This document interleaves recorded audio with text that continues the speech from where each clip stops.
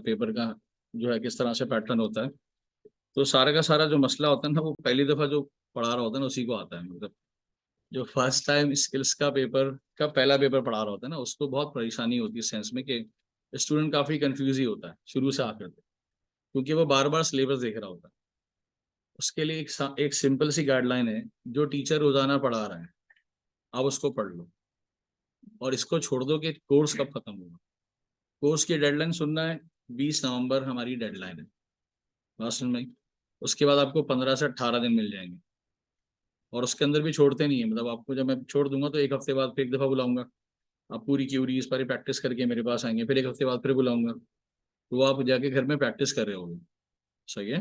तो 20 तारीख हमारी डेडलाइन होती है हमेशा, तो टाइम भी अच्छा मिल जाता है उसके अंदर। और फाइनेंशियल रिपोर्टिंग का पेपर एसीसीए जो ना रिकमेंड कर रहा है। रिकमेंड किस सेंस में कि वो ऑफिशियली नहीं कहता कभी वेबसाइट पे कि भाई एफआर का पेपर आप पहले उठाएं, लेकिन वो ये कहता है कि F3 पढ़ने के बाद एफआर का पेपर थोड़ा स्टैंडर्ड बेस्ड पेपर है। और फाइनेंशियल अकाउंटिंग के बारे में आप सबको पता होगा कि ये कुछ प्रिंसिपल्स और रूल्स पे चलती है। एक दफा आपको प्रिंसिपल रूल समझ में आ गए तो उसको ब्लाइंड फॉलो करना हो। बहुत से बार आप मुझसे ये सवाल करेंगे, सर ये एसेट क्यों है, क्योंकि नई चीज सीखेंगे फर्स्ट टाइम, क्योंकि थोड़ा एडवांस होता है। सर इसको लाइबिलिटी में क्यों लिख रहे हैं, इसको रिजर्व में क्यों लेके जा रहे हैं, इसको अदर इनकम में क्यों लेके जा रहे हैं, इक्विटी का पार्ट क्यों है। ये सवाल आप पूछें, मैं आपको जवाब दूंगा, कोई मसला ही नहीं। क्योंकि हमें 5 हेड्स के अंदर रहना होगा। कौन कौन से, ये तो बचपन से पढ़ा होगा ना। बिल्कुल, हमें उसके अंदर रहना है। That's called elements of financial statement. बस अब क्या होगा, स्टैंडर्ड सिखाएगा, इस स्टैंडर्ड के अंदर एसओसीआई क्या कहता है, मतलब इनकम स्टेटमेंट, और एसओएफपी क्या कहता है। सही है। 24 के करीब स्टैंडर्ड्स हैं, 24 से 28 के करीब। सही है।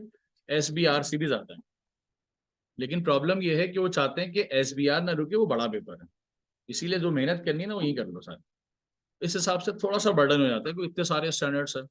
लेकिन फिर अच्छी बात क्या रखी है कि आपको स्टैंडर्ड की जो नॉलेज चाहिए ना, जो पेपर का स्टैंडर्ड है ACC का, उतना रखता है वो, और उसको एक्सट्रीम करता है वो SBR के। तो जब आप एक स्टैंडर्ड की पॉलिशिंग नॉलेज लेके जाएंगे तो आपको क्या होगा, फायदा होगा वहां पे।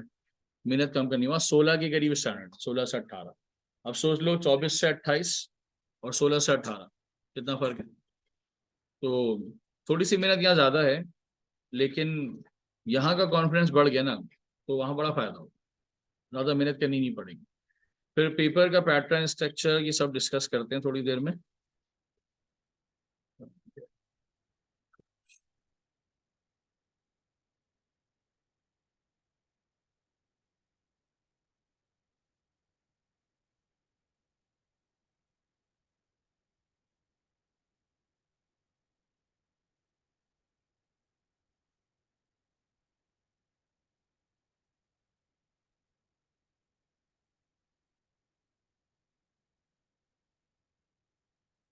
देखो, फाइनेंशियल रिपोर्टिंग पढ़ाने का मकसद क्या है इसी से, तो आपको उसका मकसद ये है कि अब आप जो है ना वो मैनेजरियल लेवल पे पहुंच रहे हैं। अकाउंटिंग वाले रूल से अब आप बाहर आ रहे हैं। सही है। असिस्टेंट से निकल के आप थोड़ा मैनेजरियल लेवल पे पहुंच रहे हैं, तो आपके काम थोड़े ज्यादा होंगे। सही है। तो समझ लें आप एनालिस्ट हो गए, या 4-5 लोगों के ऊपर एज अ हेड हो गए। तो इसका मतलब है आपको इनकम स्टेटमेंट, बैलेंस शीट की कंप्लीट नॉलेज होनी चाहिए, स्टैंडर्ड्स पे ग्रिप होनी चाहिए। अब आप गाइड करेंगे, आपको कोई गाइड नहीं करेगा।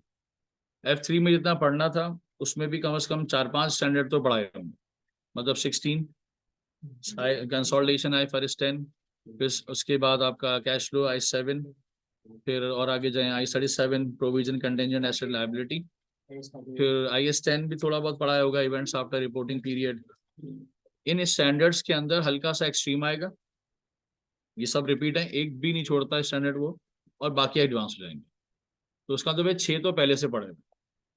सही है। बाकी थोड़े से नए पढ़ने पड़ेंगे इसके अंदर। एलिमेंट्स ऑफ फाइनेंशियल स्टेटमेंट पता है क्या होते हैं, पांचों? Asset, liability, expense, income, capital, ये 5 होते हैं। सही है। और हर स्टैंडर्ड में इनमें से कुछ ना कुछ जाता है इनकम स्टेटमेंट, बैलेंस शीट। सही है।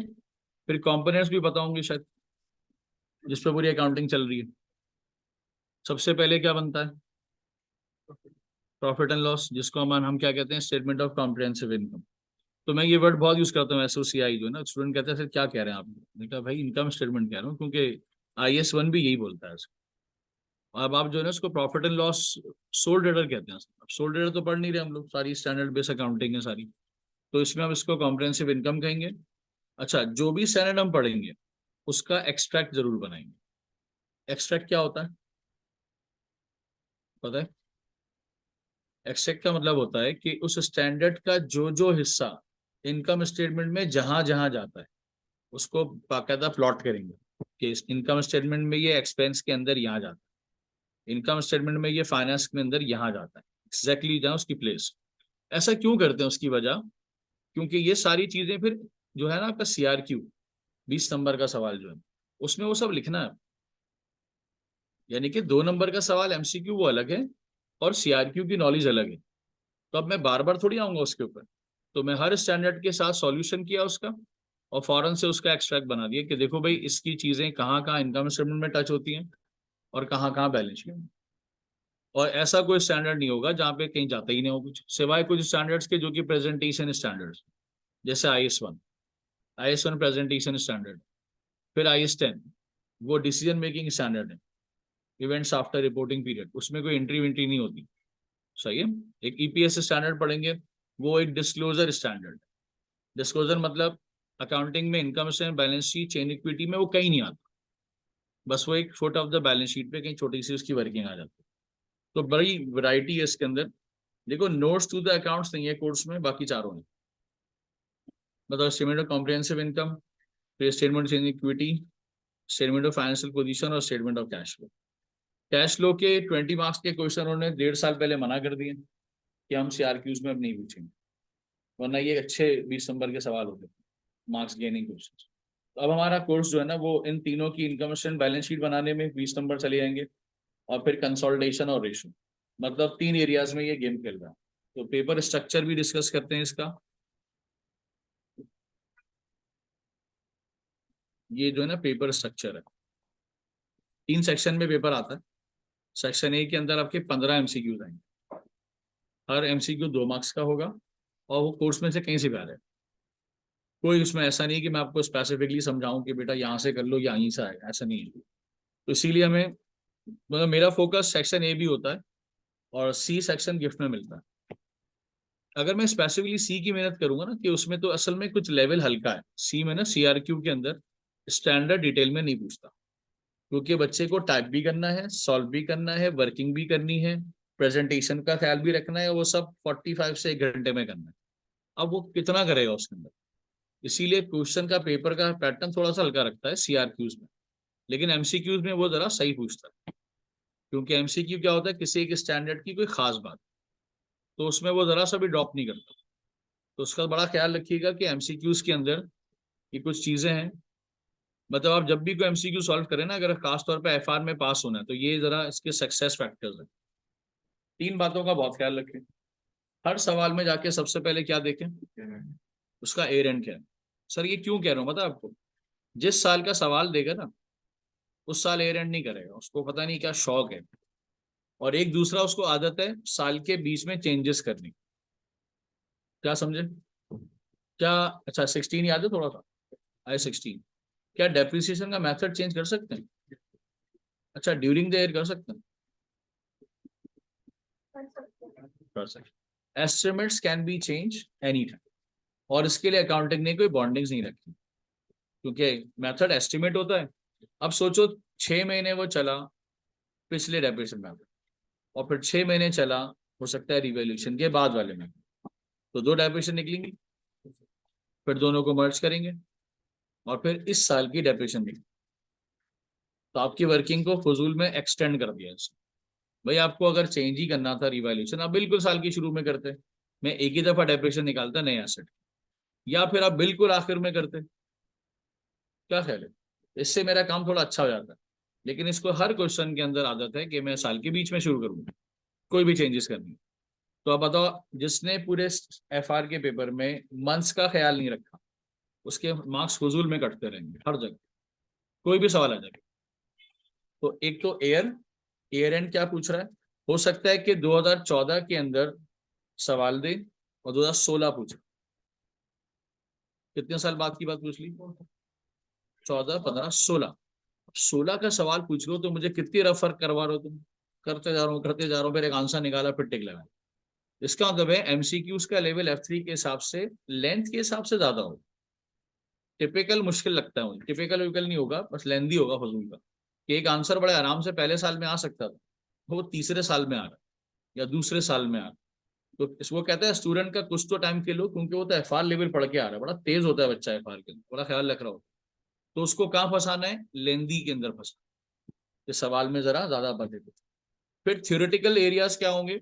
जो स्टैंडर्ड में पढ़ा रहा हूँ, जब उसके अंदर स्टैंडर्ड में थ्योरी की बात कर रहा हूँ ना, उसको नोट करते रहना। हैंड आउट तो मैं दूंगा वैसे भी, लेकिन उसमें अपने पास नोट कर लो कि हाँ ये काम की बात बताई थी, वही एमसीक्यू बन जाता। तो इसलिए थ्योरी रट्टे नहीं लगानी, कॉन्सेप्ट, क्योंकि रट्टे हम लगा नहीं सकते। 400-400 पेज की किताब होती है, कितना रट्टा लगाओगे भाई? इससे बेहतर है कॉन्सेप्चुअल पढ़ो। विच स्टैंडर्ड? सवाल देख के बैठे हुए करूं कैसे? अच्छी बात क्या है एफआर की? लिखता है एज पर IS 21 करेंसी, बात ही ऐसी शुरू करता है। मैंने इससे अच्छा तो नहीं हो सकता बच्चे के लिए फेवर, कि किसी भी स्टैंडर्ड के बारे में सवाल पूछने से पहले आप रेफरेंस दे रहे हो। अदरवाइज सवाल को पहचानो बैठ के पहले कि ये आ कहाँ से गया। 24 से 28 स्टैंडर्ड मैंने कहे अगर, तो बताओ सवाल तो फंस जाएगा। तो वो आपको क्लियरली बताता है कि मैंने यहाँ से पूछा है, मैंने इस जगह से आपसे एग्जामिन किया। और दूसरा, SOCI पूछ रहा है या SOFP पूछ रहा है, प्रैक्टिस सारी करो, लेकिन आप सवाल को गौर से पढ़ो कि अगर उसने SOCI पूछा है तो एक रट्टा स्टूडेंट क्या करता है? रफ में सॉल्व किया जा रहा है। भाई रिक्वायर्ड तो पढ़ो क्या है, पूरा सॉल्व कर लिया, आंसर भी आ गया, but you have kill your time. That's called time management. हो सकता है इतनी बारीक बात पूछी हो, मैं ऐसे एमसीक्यूज कराऊंगा, पढ़ने के बाद बोलेंगे सर ये एफर्ट नहीं लग रहा, ठीक है। मैं कहूंगा देखो वो बिल्कुल नीचे का भी पूछता है अचानक, क्योंकि बच्चा तो ना ये पढ़ के चले, बड़ी बड़ी बात कहता है पेपर बड़ा टफ आया था। मैंने कहा पेपर बहुत नीचे का आ गया था, तुमसे हुआ नहीं, बहुत बिगनर आ गया था। असल में स्टैंडर्ड में छोटी बात भी होती है, बहुत एक्सट्रीम बात भी होती है, सही बात है। लेकिन एग्जामिनर में ऐसे किट के सवाल दिखाऊंगा, कम से कम 20% किट के सवाल दिखाऊंगा जिसके अंदर कैलकुलेटर भी नहीं उठेगा, और आंसर अंदर ही पड़ा होगा। सवाल आधे पेज का होगा। अब आप बोलोगे ये तो बड़ा टफ सवाल है, पढ़ लें पढ़ लें पढ़ लें पढ़ लें, और उसके बाद अगर थोड़ा सा भी तेज स्टूडेंट होगा, बोलेंगे सर ये तो रिक्वायरमेंट में आंसर पहले से लिखा हुआ। तो you got the answer in 30 seconds. और एक स्टूडेंट जो पूरा सॉल्व करने के बाद अपने आपसे क्या कहेगा, अरे ये तो उसी में था, 2 मिनट गए। ऐसे 2-2 मिनट करके सारा टाइम खा गया तुम। मेजोरिटी एग्जामिनर कमेंट्स में क्या पढ़ते हैं हम? Time manage. स्टूडेंट ने टाइम मैनेज नहीं किया, जिस सवाल को इतना टाइम देना था उतना टाइम नहीं दिया, इसने ज्यादा दिया। उनके पास काउंटर होता है ना असल में, कितने एमसीक्यूज पे तुम कितनी देर रुके, फिर तुम आगे चले गए। वो तुम्हारे सेकंड्स के बाद एक रिपोर्ट दे देते हैं उठा के, भाई ये तो रेशो के सवाल किया एमसीक्यूज के ऊपर, जो है ना 30 सेकंड बैठा, बिल्कुल सही किया। बहुत तेज स्टूडेंट है। और एक स्टूडेंट ने उसको 4 दफा पढ़ा होगा तो उसके 2 मिनट निकल गए होंगे। अच्छा, फिर जब आंसर देखा तो गलत था, इसने बोला इसका मतलब एक तो टाइम मैनेजमेंट नहीं आती इसको, और इसके बाद भी सही आंसर नहीं लिखा। तो एग्जामिनर आपको पूरा बताता है कि आपके फेलियर्स क्या थे उसके। जैसे अभी जो स्टूडेंट ने टॉप किया था अभी एफआर के मेरे स्टूडेंट ने, उसने पूरा बताया, पूरा इंटरव्यू उसका पूरा, उसके पास मेल भी आई। तो उसके 6 नंबर कटे थे, 94 आए थे उसके, जो है ना पाकिस्तान टॉप। तो 6 नंबर कहाँ कटे? एक उसके 6 नंबर कटे रेशो की रिपोर्ट लिखने में, और उसके एक 3 नंबर उसके कटे कंसोलिडेशन की रिपोर्ट लिखने में, तो थ्योरी में मार खा गया। और ना उसके 60 में से 60 थे एमसीक्यूज में। मैंने कहा बड़ी बात है, तुम्हारे वहां मार्क्स नहीं कटे, क्योंकि स्टूडेंट के ज्यादातर मार्क्स एमसीक्यूज में ट्विस्ट होके कट जाते, वो पिक ही नहीं कर पाता बेचारा कि इसका सही आंसर क्या। तो क्या करोगे ख्याल हर सवाल में? अब मुझे बार बार फिर याद ना दिलाना पड़ेगा, देखो मैंने तुम्हें कहा था ना एयर सही से पढ़ना। तो तुम क्या करते हैं, एमसीक्यू दिया, सॉल्व करा, सर सर हो गया, मैंने कहा आंसर बताओ, ये है। और वो ऑप्शन में भी होता है। तो एग्जामिनर कहता है ये होशियार बन रहा है बहुत। तो मैंने तो दूसरे साल का पूछा, इसका आंसर पहले साल का भी आ गया है, एक्यूरेट आंसर है, टिक भी लगा सकते हो, but this is not the requirement. Requirement तो सेकंड ईयर था, थर्ड ईयर। और आप बाहर आके क्या कहते हैं, पेपर तो बड़ा अच्छा होता है, पता नहीं रह क्यों गया। मैंने कहा सर आप ख्याल नहीं रख रहे थे पेपर में, बहुत सी बात। तो एयर गौर से पढ़ना, स्टैंडर्ड गौर से पढ़ना, और क्या मांग रहा है, दो में से तीसरा नहीं है। एसओसीआई का कोई एक्सट्रैक्ट मांगता है, या बैलेंस शीट मांगता है। तीसरा कुछ है ही नहीं, आजादी नहीं, वो दो ही तो है मिसिंग। सही है, इसका थोड़ा सा ख्याल रखना पेपर में। अच्छा, ये स्किल्स चाह रहा है आपके अंदर। आफ्टर क्वालिफाइंग योर एफआर, वो चाहता है ये सारी चीजें आ जाए। और आप जरा पढ़ो है क्या। Discuss and apply the conceptual and regulatory framework. ये क्या होता है पता है, थोड़ा बहुत पढ़ा है इसके बारे में। अच्छा, लॉ है ना, F4 दिया, F4 पढ़ोगे ना। लॉ की ना बाउंड्री हो, लॉ बाउंड्री में चल, ऐसा है नहीं। और बाउंड्री से बाहर लॉ फेल हो जाए।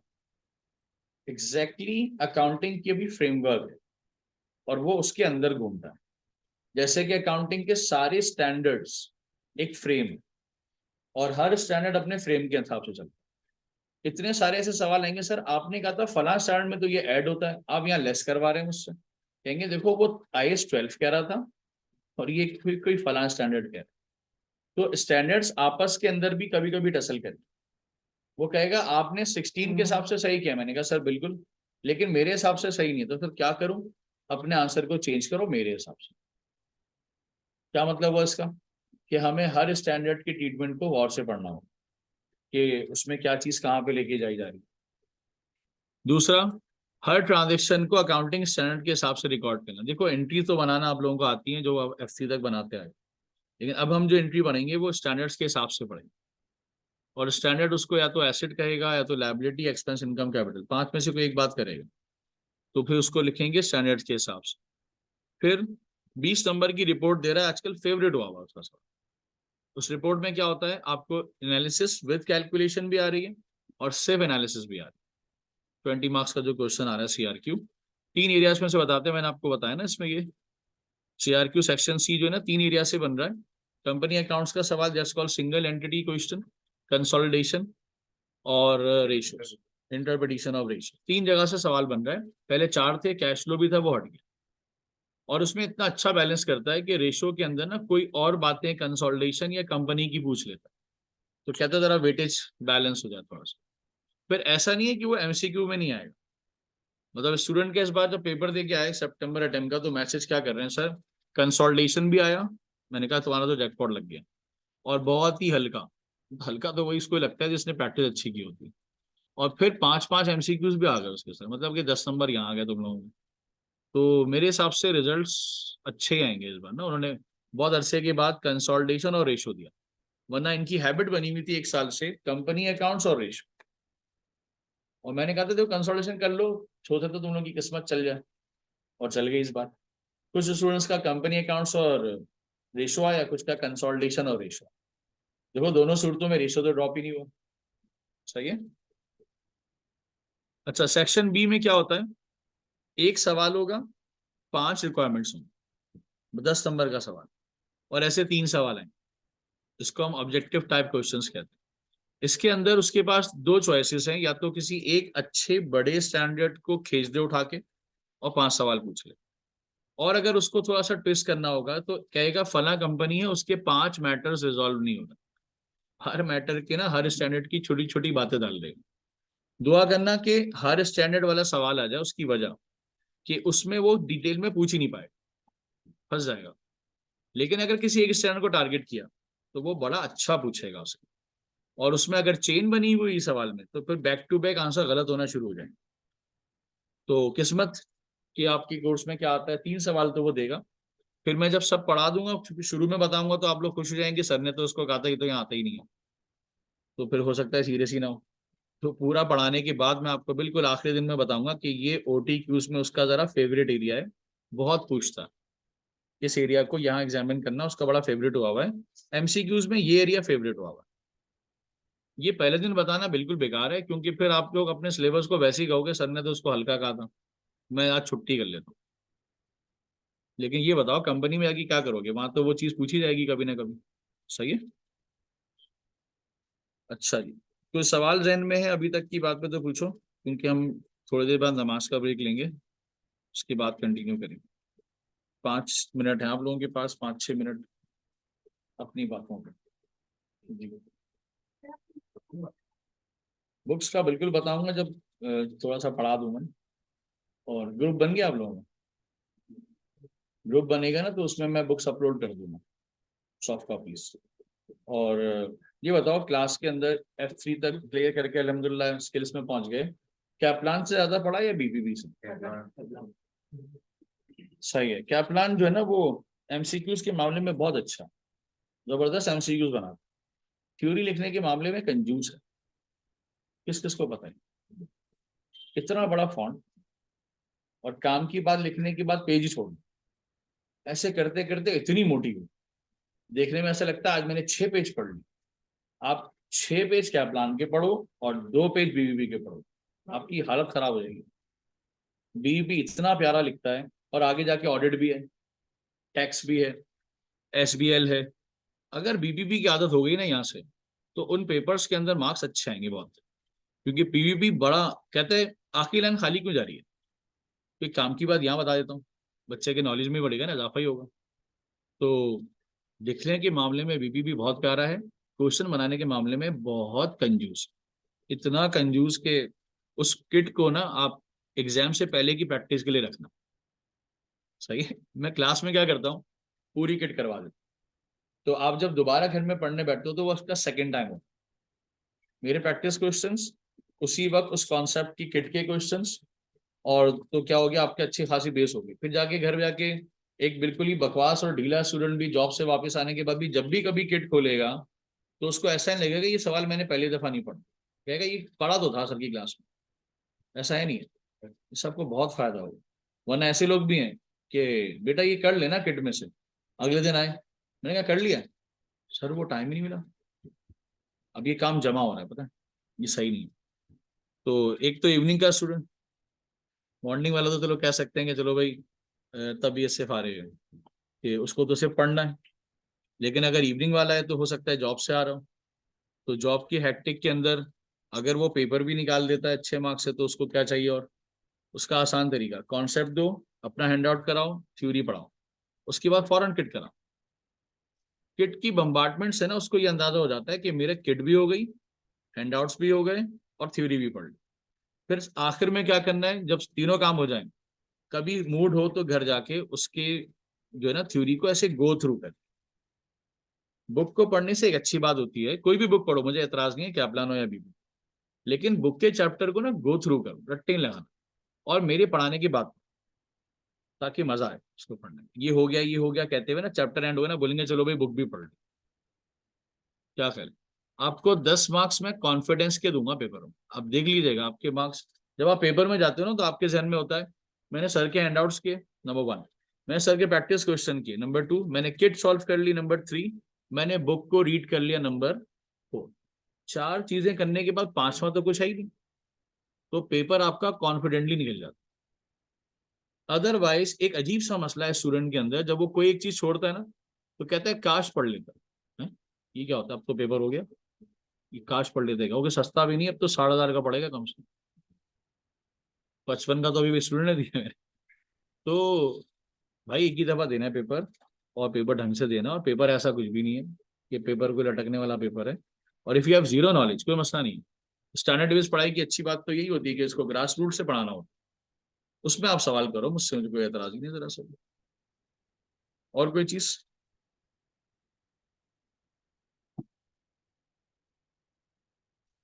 चलो, अभी तो आप लोग बातें नहीं कर रहे, मैं ही कर लेता हूँ थोड़ी। सही है तो जी,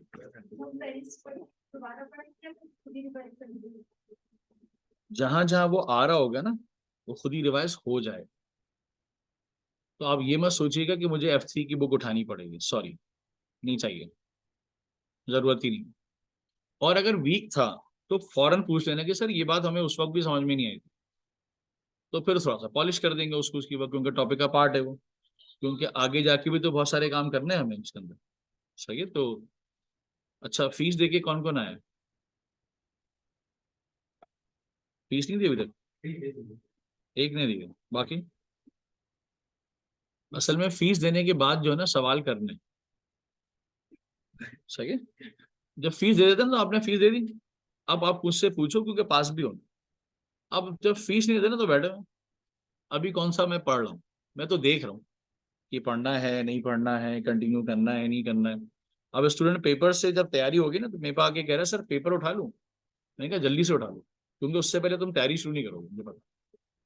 जब तुम्हें पता चलेगा ना 55,000 डूबे, तब तुम्हारे अंदर एक करंट आएगा। फिर ना दिन नजर आएगा ना रात नजर आएगी। और वाकई ऐसा करके देख लो, अब तो वाकई करंट है। पेपर की फीस पे क्लिक करने पे से माई अकाउंट खोल के जब जाओगे ना अंदर, क्या करूं क्या करूं क्या करूं, करूं नहीं करूं, 55,000 60,000, सोच समझ के। उसका तरीका ये होता है कि जब आप कॉन्फिडेंटली पढ़ लो तो भाई क्या जरूरत है आप लेट करने की, आपको पेपर फर्स्ट गो में निकालो। सही। और कोई सवाल?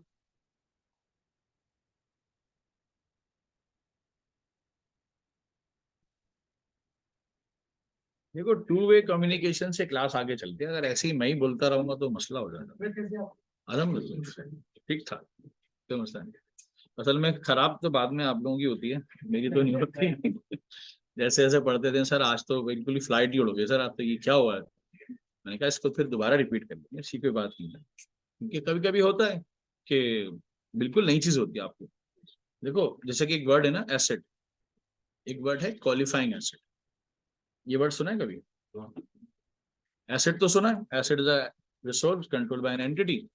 लेकिन qualifying asset which take substantial time to complete, क्योंकि उसका नाम है qualifying asset, it's not an asset now. मतलब ब्रिज बनाना, मॉल बनाना, बिल्डिंग बनाना, ये क्या कहलाएगा? आइंदा से क्या कहोगे उसको? Qualifying asset. तो एसेट और क्वालिफाइंग एसेट में फर्क क्या हुआ? एक होता है मैंने प्रिंटर खरीद ली, ये क्या है? ये एसेट। और मैं एक है, मैं एक मैन्युफैक्चरिंग कंपनी में काम कर रहा हूँ, हम प्रिंटर बनाएंगे और फिर बेचेंगे। अब क्योंकि मेरा बिजनेस बना के बेचने का, तो मैं IS2 में डालू इन्वेंट्री। लेकिन अगर मैं बिल्डिंग्स बना रहा हूँ अपने लिए, घर के लिए, तो इसको क्या कहेंगे? क्वालिफाइंग। और डेफिनेशन कोई पूछ ले, which take substantial time to complete, जो एक खास अरसा ले बनने में, उसको क्या कहना है? Qualifying asset. एक सवाल, फिर नमाज का ब्रेक। डेफिनेशन चार्ज होगी उस पर? कब? बनने के बाद। बनने के बाद चार्ज, ऐसे ही ना? तो बनने का प्रोसेस जो है ना, उसका पूरा स्टैंडर्ड है कि एसेट बनता कैसे, उसमें क्या क्या मसला। हाँ कोर्स में बनता कैसे, बने बना एसेट की डेफिनेशन तो बहुत सीख ली, बना के डेप्रिशिएशन करना लंबा स्टेप हो गया, उसको सीखना। सही है, चलो ब्रेक के बाद आओ, नमाज के बाद।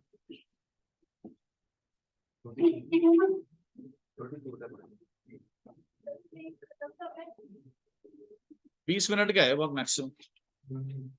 हमारे क्लास में भाई ब्रेक सिर्फ नमाज का होता है, मैं ब्रेक नहीं देता, सबको पता। ईशा की नमाज भी आएगी, उसमें भी ब्रेक होता है, एक मगरिब की नमाज का ब्रेक, 2 ब्रेक्स।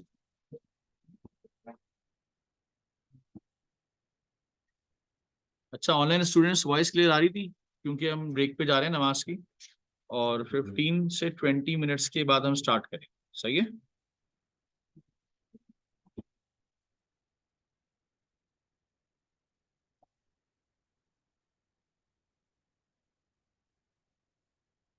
चलो ओके।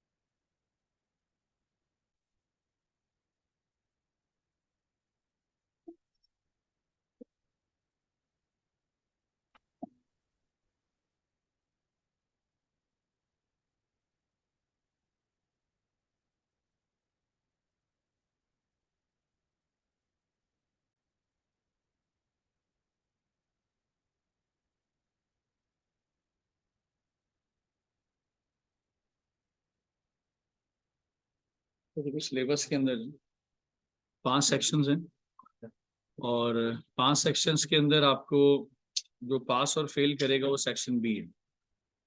सेक्शन बी के अंदर ग्रिप होगी वो पास हो जाएगा, और सेक्शन बी पे ग्रिप नहीं होगी तो फिर बैठा रहेगा, क्योंकि सारे स्टैंडर्ड है उसके। और इस स्टैंडर्ड्स की बेस पे ही फिर कंपनी अकाउंट्स के सवाल, रेशो के सवाल, ये सब सॉल्व होते हैं। सही है। सेक्शन ए हम करेंगे बिल्कुल लास्ट में। उसकी वजह ये है, इन्होंने लिख तो पहले दिया है कि कॉन्सेप्चुअल फ्रेमवर्क और रेगुलेटरी फ्रेमवर्क स्टूडेंट को समझाएं, और शुरू के चैप्टर्स में ही लिखा हुआ है बीबीबी का प्लान के अंदर। लेकिन ये सारे कॉन्सेप्चुअल और रेगुलेटरी फ्रेमवर्क सारे स्टैंडर्ड्स के ऊपर लगते हैं। अब उसको स्टैंडर्ड ही नहीं पता, तो जब ये सारे स्टैंडर्ड्स हो जाएंगे तो हमारी बिल्कुल लास्ट क्लास के अंदर जब ये पढ़ाएंगे हम, तो आपको समझ में आएगा कि ये है क्या। इसीलिए इसका जो है ना, पेपर में 5 से 10% वेटेज है थ्योरी, इसमें प्रैक्टिकल नहीं होता। तो वो समझ में कब आएगी, जब आपके पास स्टैंडर्ड्स की ग्रिप हो। एक बात। सेक्शन बी की बात करें, टेंजिबल नॉन करंट एसेट्स के अंदर आपकी बुक में ये 16 है सबसे पहले तो। सही है। और 16 के बारे में थोड़ा सा बता दूं कि इसमें एसेट्स को खरीदने से लेके रीवैल्यू होने तक तो जो सारा प्रोसेस है ना, वो पूरा स्टैंडर्ड में पढ़ेंगे। अब आपको क्या क्या पढ़ के आओ, मैं रिपीट कराता हूँ। सही है। सबसे पहले कॉस्ट ऑफ एसेट कैसे निकालना, उसको भी फिर दोबारा से ही सीखेंगे दोबारा से। सही। दूसरे नंबर पे उसको डेप्रिशिएट कैसे करते हैं, दिस इज द स्टेप 2। और डेप्रिशिएट करने के बाद अपग्रेड वगैरह तो नहीं करना पड़ा कहीं, मॉडिफाई अपग्रेड। सही। लाइफ तो रिवाइज करनी नहीं पड़ गई। फिर थोड़ा सा और आगे जाएंगे तो डिस्पोज तो नहीं कर दिया, यू कैन से एक्सचेंज तो नहीं कर दिया। अब ये 1 बाय 1 चलेगा सारा, स्टेप बाय स्टेप। और जब डिस्पोजल भी आपको आ जाएगा, एक्सचेंज करना भी आपको आ जाएगा, तो बिल्कुल आखिर में रिवैल्यूएशन सिखा, क्योंकि रिवैल्यूएशन होता ही लास्ट में। सही है। तो IAS 16 की पूरी जर्नी रिपीटेड है, कुछ भी नया नहीं है इसका। बस क्या होगा, अब एक साथ 3-3 एसेट होंगे, 4-4 एसेट होंगे। क्या ख्याल है। ये जो बिल्डिंग है, इस बिल्डिंग के अंदर जितने भी एसेट है ना, सबकी लाइफ एक जैसी होती है। तो कह सकते हैं सबकी लाइफ अलग, तो फिर मेथड हो सकता है अलग अलग हो। तो अगर बिल्डिंग की डेफिनेशन निकालनी पड़ेगी तो बिल्डिंग के टुकड़े करने पड़ेंगे। सिर्फ और फर्नीचर अलग, इक्विपमेंट्स अलग, बिल्डिंग खुद से एक एसेट है। फिर जिस लैंड पे वो बिल्डिंग बनी हुई, तो ये तो बहुत सारे एसेट हो गए। तो पेपर में क्या करता है, एक कैश जनरेटिंग यूनिट दे देता है, इसको CGU कहते हैं। कैश जनरेटिंग यूनिट का मतलब है एक प्लांट है या एक ऑफिस है जो हमें बिजनेस ला के दे रहा है। तो उस बिजनेस के अंदर कितने सारे एसेट हैं, क्या ख्याल है।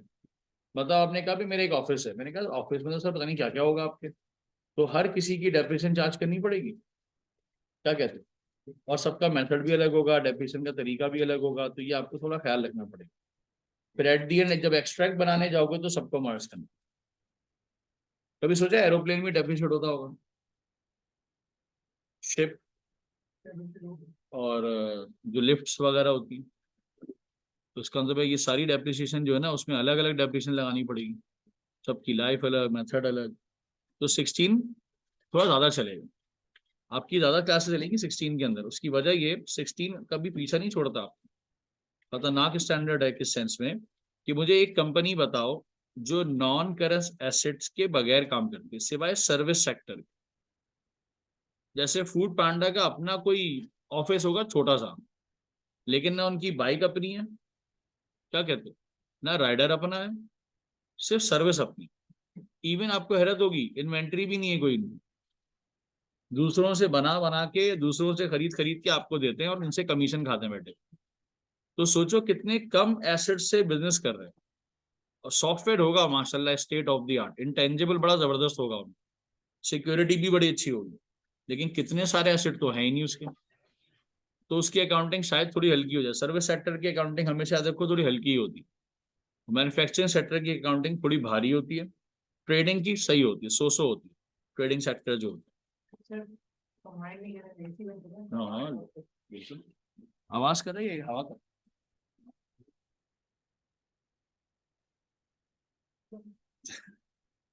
सही है सही।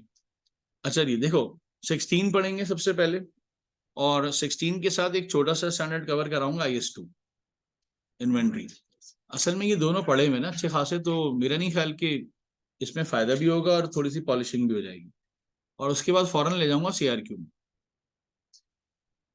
CRQ में उसूलन तो सारे स्टैंडर्ड्स के बाद ले जाना चाहिए, लेकिन अगर मैं 2 स्टैंडर्ड्स के बाद CRQ में ले जाऊंगा ना, तो एटलीस्ट घर पे प्रैक्टिस कर सकोगे, क्योंकि मैं सवाल देता रहूंगा। स्टूडेंट के सबसे बड़ी खराबी ये है कि वो प्रैक्टिस नहीं कर रहा घर पे। तो जब अचानक से पेपर में पहुंच रहा है ना, तो वहां पे ना उसका हाथ चल रहा है टाइपिंग के अंदर, ना उसको वो सॉफ्टवेयर समझ में आ रहा है। तो जैसे जैसे मुझे यहाँ पे लगेगा ना 2 स्टैंडर्ड हो गए, 4 स्टैंडर्ड हो गए, तो उसके सवाल किट से निकालूंगा या अपने सवाल लेकर आऊंगा और आपको कंप्यूटर बेस्ड सवाल कराना शुरू कर दूंगा। उससे फायदा ये होगा कि आप लोग यूज टू भी रहोगे कंप्यूटर बेस्ड सवाल के 20 नंबर के क्वेश्चन के। और जैसे जैसे स्टैंडर्ड होता रहेगा ना, कहूंगा देखो आज ये सवाल कर लेना क्योंकि ये हो जाएगा। अब क्योंकि पैटर्न जहन में, स्केच जहन में, और 2-3 क्लासेस में जब सीआरक्यू होगा तो टाइम लगेगा उसमें। लेकिन फायदा क्या होगा कि अब फिर मैं एक स्टैंडर्ड कराऊंगा और आपको एक सवाल दे दूंगा कैप्लान बीबीपी का, क्योंकि जाओ ये निपटा दो जाके। फिर आप उसमें फंसोगे, मेरे पास आओगे, सर यहाँ फंस गए थे हम, हल्की सी पॉलिश की सवाल हो गया वो। क्या ख्याल है? सोचो 10-10 सवाल अगर तीनों की प्रैक्टिस हो जाए तो 30 सवाल हमने अपने हाथों से सुकून से घर पे बैठ के की, तो कॉन्फिडेंस लेवल ही अलग होता है उसका। क्या ख्याल है? वरना स्टूडेंट को बताते हैं जो स्टूडेंट आके कि सर वो बेचारे यही सोच रहे थे कि कट पेस्ट कैसे होता है और कॉलम कहाँ से ऐड होता है, क्योंकि वो सॉफ्टवेयर एसीसी ने खुद बनाया है। तो मैं सारी प्रैक्टिस उसी पे कराऊंगा और मैं चाहूंगा कि आप घर पे भी उसी से करो। एक्सेल पे नहीं करना भाई, प्लीज। एक्सेल और वर्ड यूज नहीं करेंगे हम, जो कि माइक्रोसॉफ्ट का है। हम एसीसी की ऑफिशियल साइट पे जाएंगे या माई एसीसी से प्रैक्टिस करेंगे बस, क्योंकि हमारे पेपर उसी पे आता है। दूसरा, क्या ऐसा हो सकता है कि मैंने कहा था ना क्वालिफाइंग एसिड नाम की भी कोई चीज होती है, तो मुझे ना एक ब्रिज बनाना है, और ब्रिज बनाने के बाद या एक बहुत सारे ऑफिस बनाने के बाद मुझे रेंट पे देना। तो अकाउंटिंग कहता है रेंट पे देना तो दूसरे नंबर पे, अरे बना तो लो, ऐसे ही है ना। और फर्ज करो उसको बनाने के लिए मैंने लोन ले लिया, तो ले सकता हूँ, क्योंकि हो सकता है इतना पैसा ना हो मेरे पास। तो अकाउंटिंग कहता है ऐसी सूरत में आप उस लोन को, एक इंटरेस्ट को कैपिटलाइज करें। सर ये क्या बात होगी, हमें तो पहले दफा सुना। चलो ये बताओ, बिल्कुल FA1 जब पढ़ाते थे तो उसमें कैपिटल रेवेन्यू एक्सपेंडिचर पढ़े थे कभी? नॉलेज है उसकी पूरी? बताओ कैपिटल एक्सपेंडिचर क्या होता है थोड़ा सा। ये तो सब्सिक्वेंट हो गया, शुरू शुरू में। कैपिटल एक्सपेंडिचर हर वो चीज है जो कि एसेट को चलाने के काम है, मतलब चलाने के काबिल कर दे, वो कैपिटल एक्सपेंडिचर होता है। और जब वो चल जाए तो उसको सपोर्ट करने वालों को रेवेन्यू है। फॉर एग्जाम्पल एसी खरीद के लिया है तो कैपिटल, और उसका बिल, उसकी उसकी रिपेयरिंग, उसकी मेंटेनेंस, उसकी सर्विस, उसके पार्ट्स, सब सब रेवेन्यू, सही। तो उसका मतलब है जब तक नॉन करेंट एसेट लाइफ में नहीं आएगा, रेवेन्यू एक्सपेंडिचर्स नहीं होते नॉर्मली स्पीकिंग, सही है। तो कह सकते हैं कि एक एसेट अभी बन रहा है, और बनने के दौरान अगर उसका इंटरेस्ट लोन का जा रहा है किसको, बैंक को, लेकिन क्योंकि ये लोन का एसेट हमने कंपनी के किसी और काम के लिए नहीं लिया, हम तो एसेट बना रहे हैं अभी बैठे। तो अकाउंटिंग ने कहा एक नया स्टैंडर्ड बनाओ, उसका नाम रख दिया 23। और उसने कहा कि इसके अंदर जब जब लोन लोगे एसेट को बनाने के लिए तो ये स्टैंडर्ड यूज करोगे आप, IS 23। सर क्यों यूज करें इसको? क्योंकि जब तक वो एसेट बनता नहीं है उसका इंटरेस्ट जा रहा होगा। अगर बात तो सही है, आप उस इंटरेस्ट को भी क्या करेंगे, कैपिटलाइज। क्यों सर? क्योंकि अभी बना थोड़ी है। तो लॉजिक तो बड़ी अच्छी है इसकी। फिर एक क्या कहते हैं, अगर उस इंटरेस्ट को चार्ज करते वक्त कमाना शुरू कर दिया, मैं कहा ये क्या बात हुई, कमाएंगे क्यों उससे? कहेंगे सारे पैसे एक साथ दोगे। आप में से कौन इतना शरीफ है कि लोन लिया और कंस्ट्रक्टर को कहा ये लो 5 करोड़ रुपए, जल्दी से मेरा ऑफिस बना दे?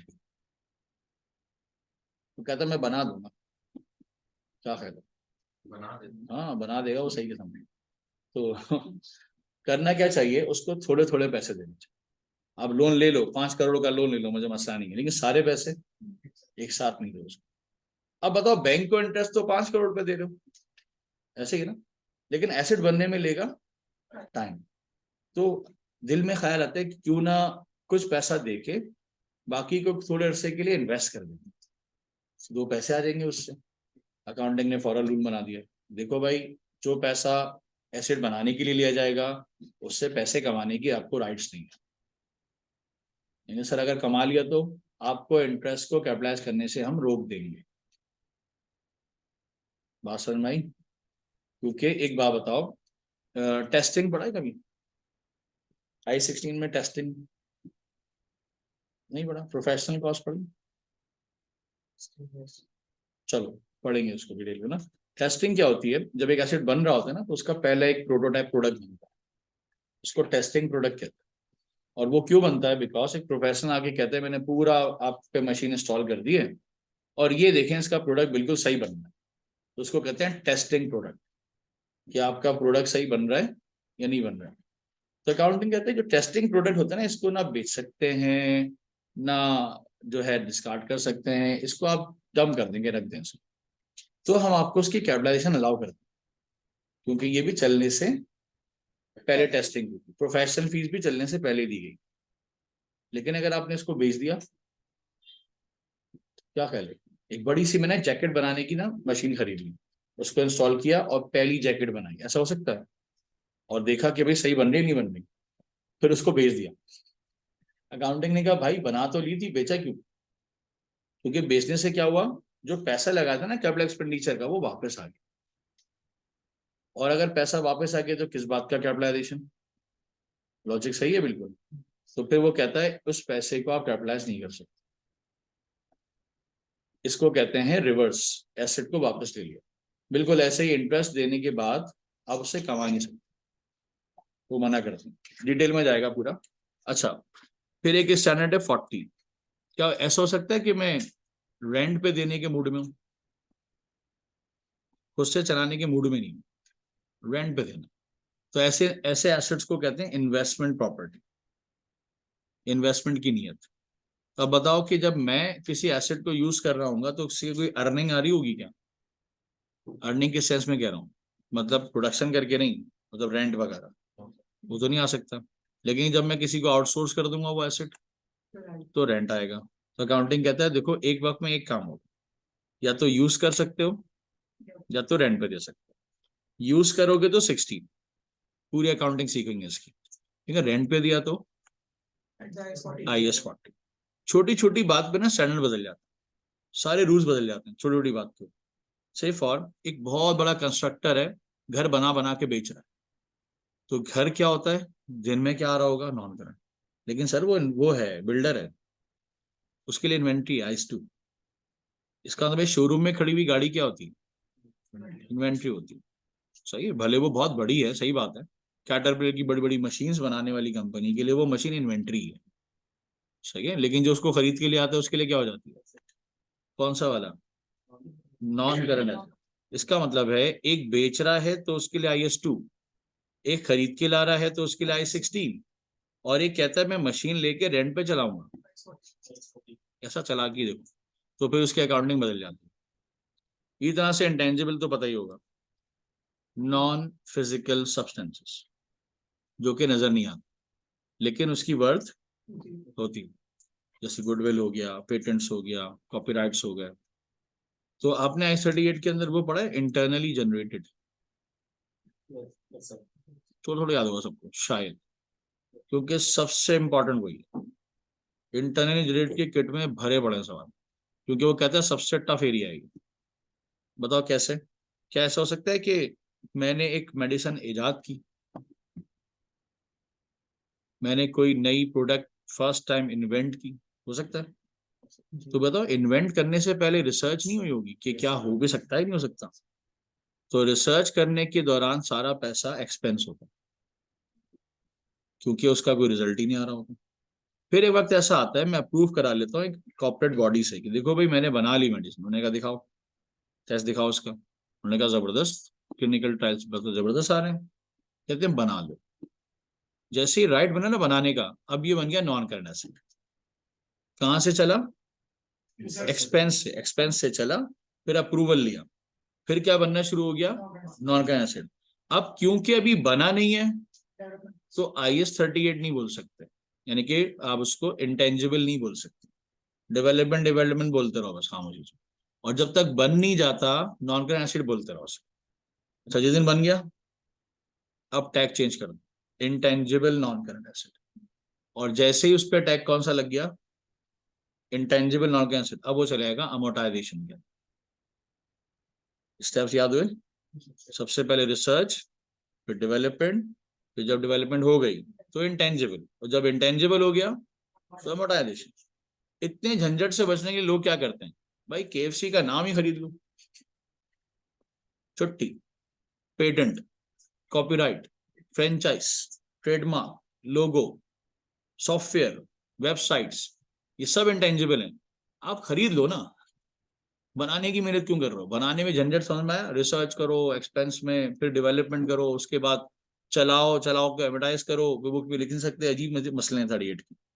लेकिन खरीदने में कितना सुकून है। और वो कहते हैं सुकून वाली अकाउंटिंग नहीं दूंगा, वो तो बच्चे को आई जाएगी, रिसर्च वाली। तो 38 के अंदर इंटेंजिबल्स की डिटेल।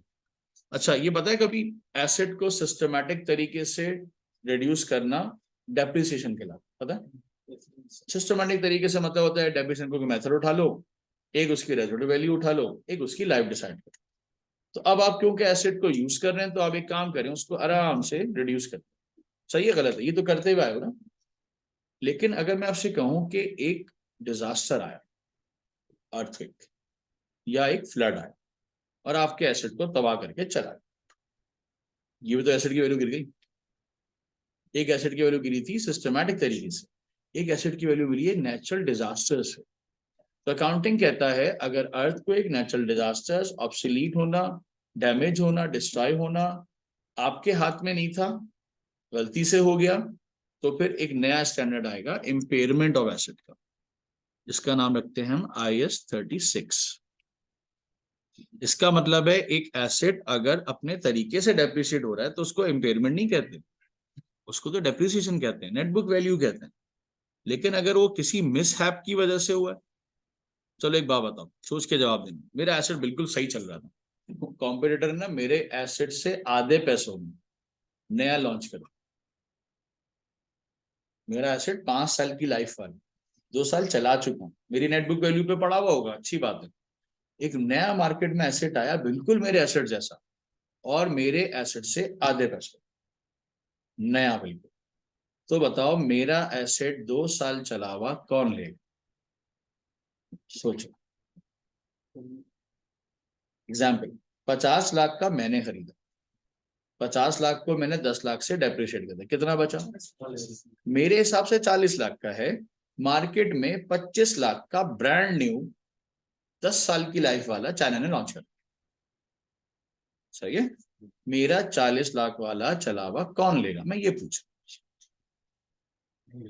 कोई भी नहीं लेगा।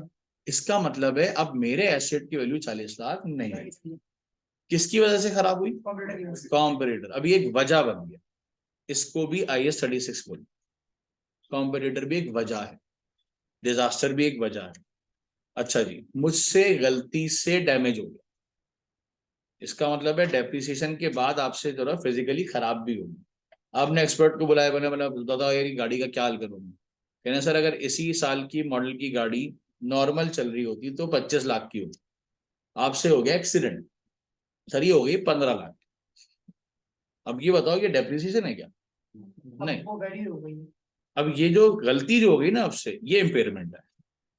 इसका मतलब है सर्टेनिटी पे इम्पेयरमेंट नहीं होती, अनसर्टेनिटी पे होती। एक ऐसा स्टैंडर्ड है जो आपको हिला देगा भी, और आपको उसको लॉस रिकॉर्ड करना पड़ेगा, सही है?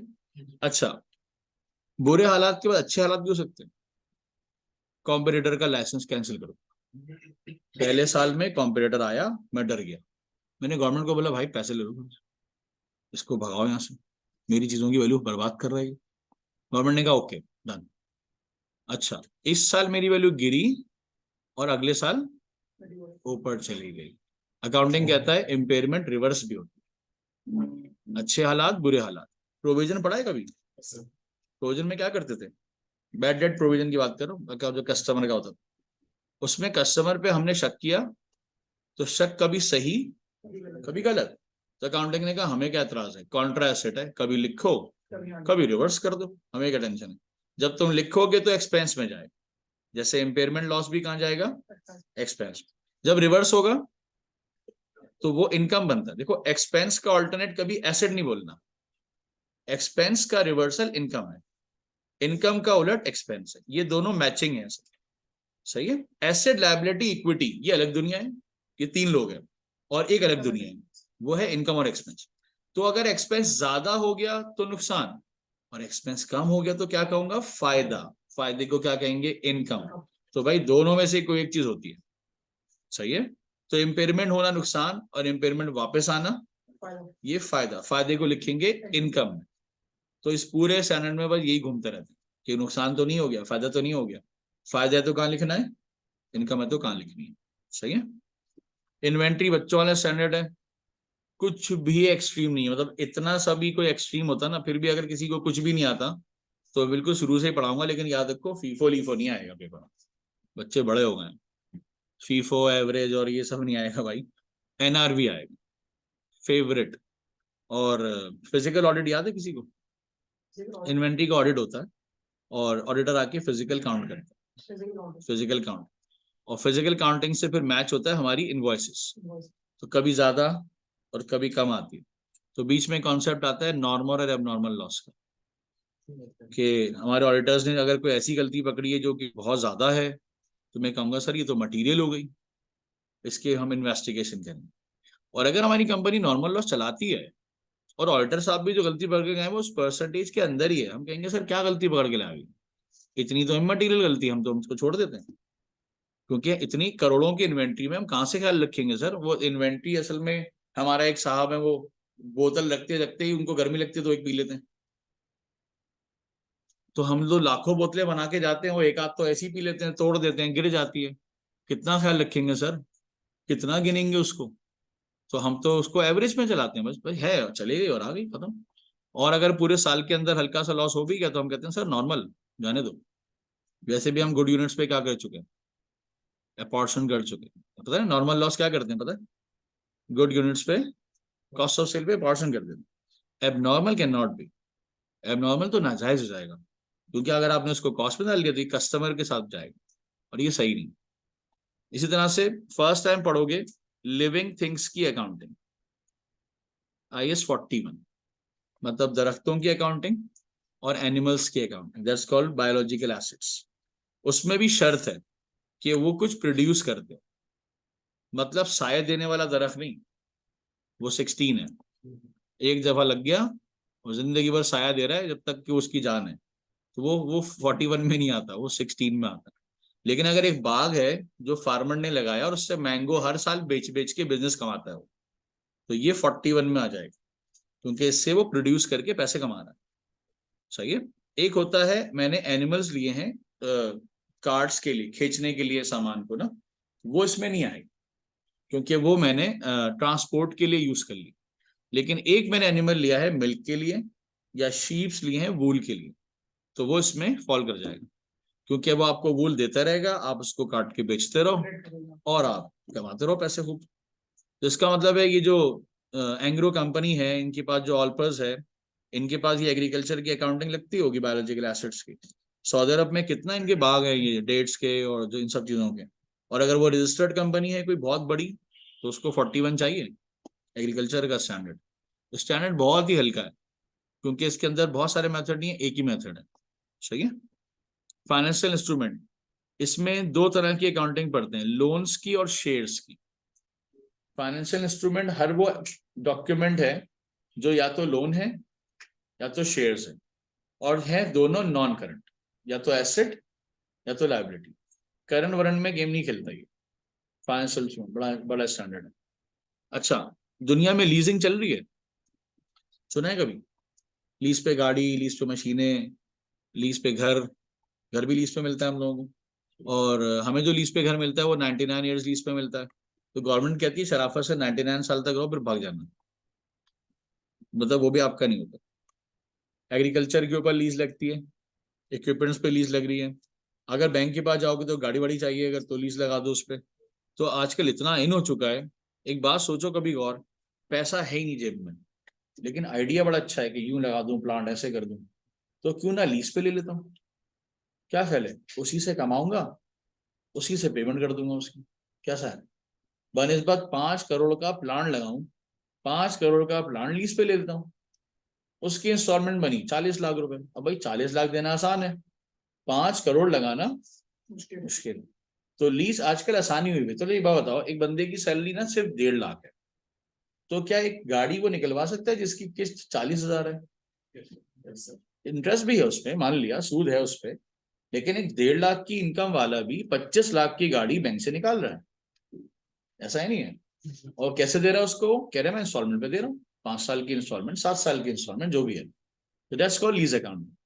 अब उसमें देखेंगे मालिक बनने वाली अकाउंटिंग चाहिए या रेंट पे चलाने वाली, ये देखना होगा। सही है। तो लीजिंग एक अच्छा टॉपिक है, इसके अंदर IFRS है, ये अमेंड हुआ है, पहले IS था फिर IFRS बन गया। अच्छा, provision contingent asset contingent liability copy, कुछ भी नया नहीं है उसमें।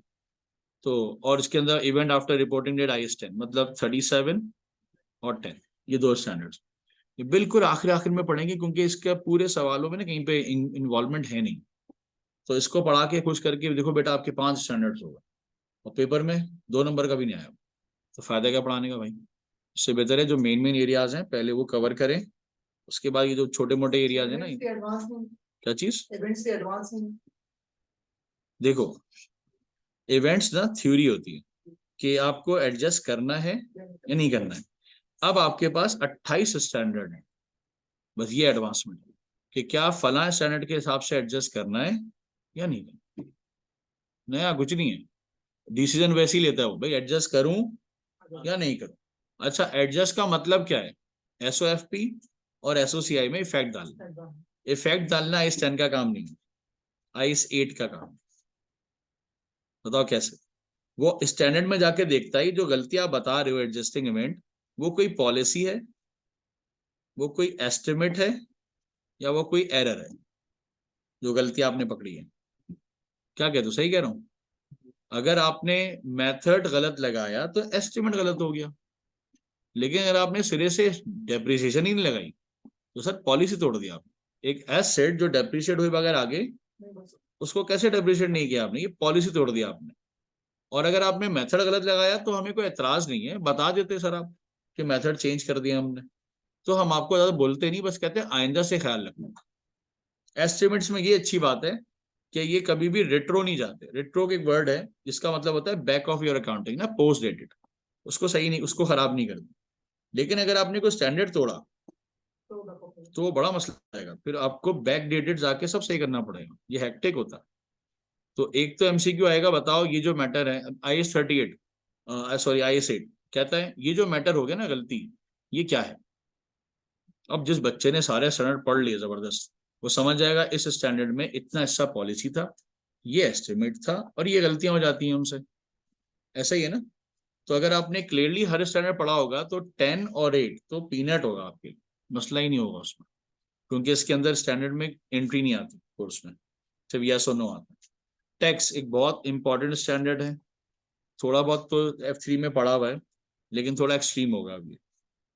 एग्जामिनर फेवरेट, एक भी सवाल जो CRQ का होगा कंपनी का, इसके बगैर नहीं बने। क्योंकि आप बताओ एक कंपनी रजिस्टर्ड है तो टैक्स रजिस्टर्ड नहीं होगी क्या, होगी। सोल डेटा थोड़ी पढ़ रहा है, नॉन फाइलर बन के घूम रहा है, या पार्टनरशिप थोड़ी पढ़ रहा कि आपस में पार्टनरशिप कर ली और टैक्स रजिस्टर्ड ही नहीं हो रहा।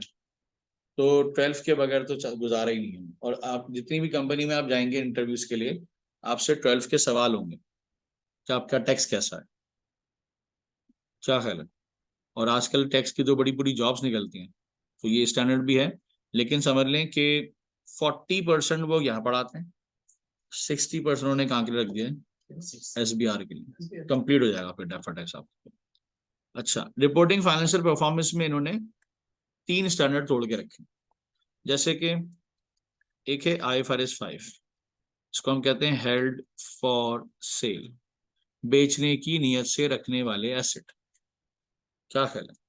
चलो एक बात बताओ, मैंने मोबाइल या मैंने गाड़ी खरीदी ही नियत से क्या है, बेचूंगा, तो वो हेल्ड फॉर सेल नहीं है, क्योंकि वो पहले दिन से IS 2 है। नियत क्या है, बेच दो। और एक होता है 2 साल चलाने के बाद ख्याल आ रहा है कि बेच देता हूँ। तो बताओ 2 साल कौन से स्टैंडर्ड में रही, 16 वाले में। 2 साल 16 में रही, यूज होती रही, चलती रही, इवन फ्लैट्स हो गए, ऑफिस हो गए, प्लांट्स हो गए, 2 साल चलाए। 2 साल कौन सी अकाउंटिंग में रहा, 16 में।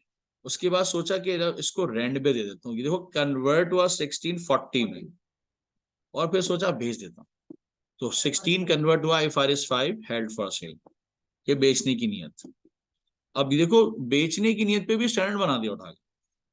वरना आपको मुझे अच्छी तरह याद है, आपने F3 में डिस्पोजल पढ़ा होगा, उसमें क्या करते थे, अगर मैं रिवाइज कराऊं, कॉस्ट निकाला एसेट का, उसकी अब तक की डेप्रिसिएशन निकाली, याद है कुछ, तो नेट बुक वैल्यू आ गई। नेट बुक वैल्यू को किससे कंपेयर करते थे आप? Cell proceed. रिवैल्यूएशन तो रखने की नियत होती है, रिवैल्यूएशन का मतलब है एसेट बेचने की नियत नहीं है, एसेट रखने की नियत। और सेल प्रोसीड लिखने का मतलब है एसेट बेचने की नियत, पक्का। अब आपको पता है सेल प्रोसीड और प्रॉफिट कमाने के बीच में टाइम होता होगा, सोचें जरा। आपको क्या लगता है कि आज सोचा कल बिक गया, ऐसा होता होगा लॉजिकली? ये मेरी घर की गाड़ी थोड़ी है जो मैं चला भी रहा हूँ, पीछे लिखा हुआ फॉर सेल।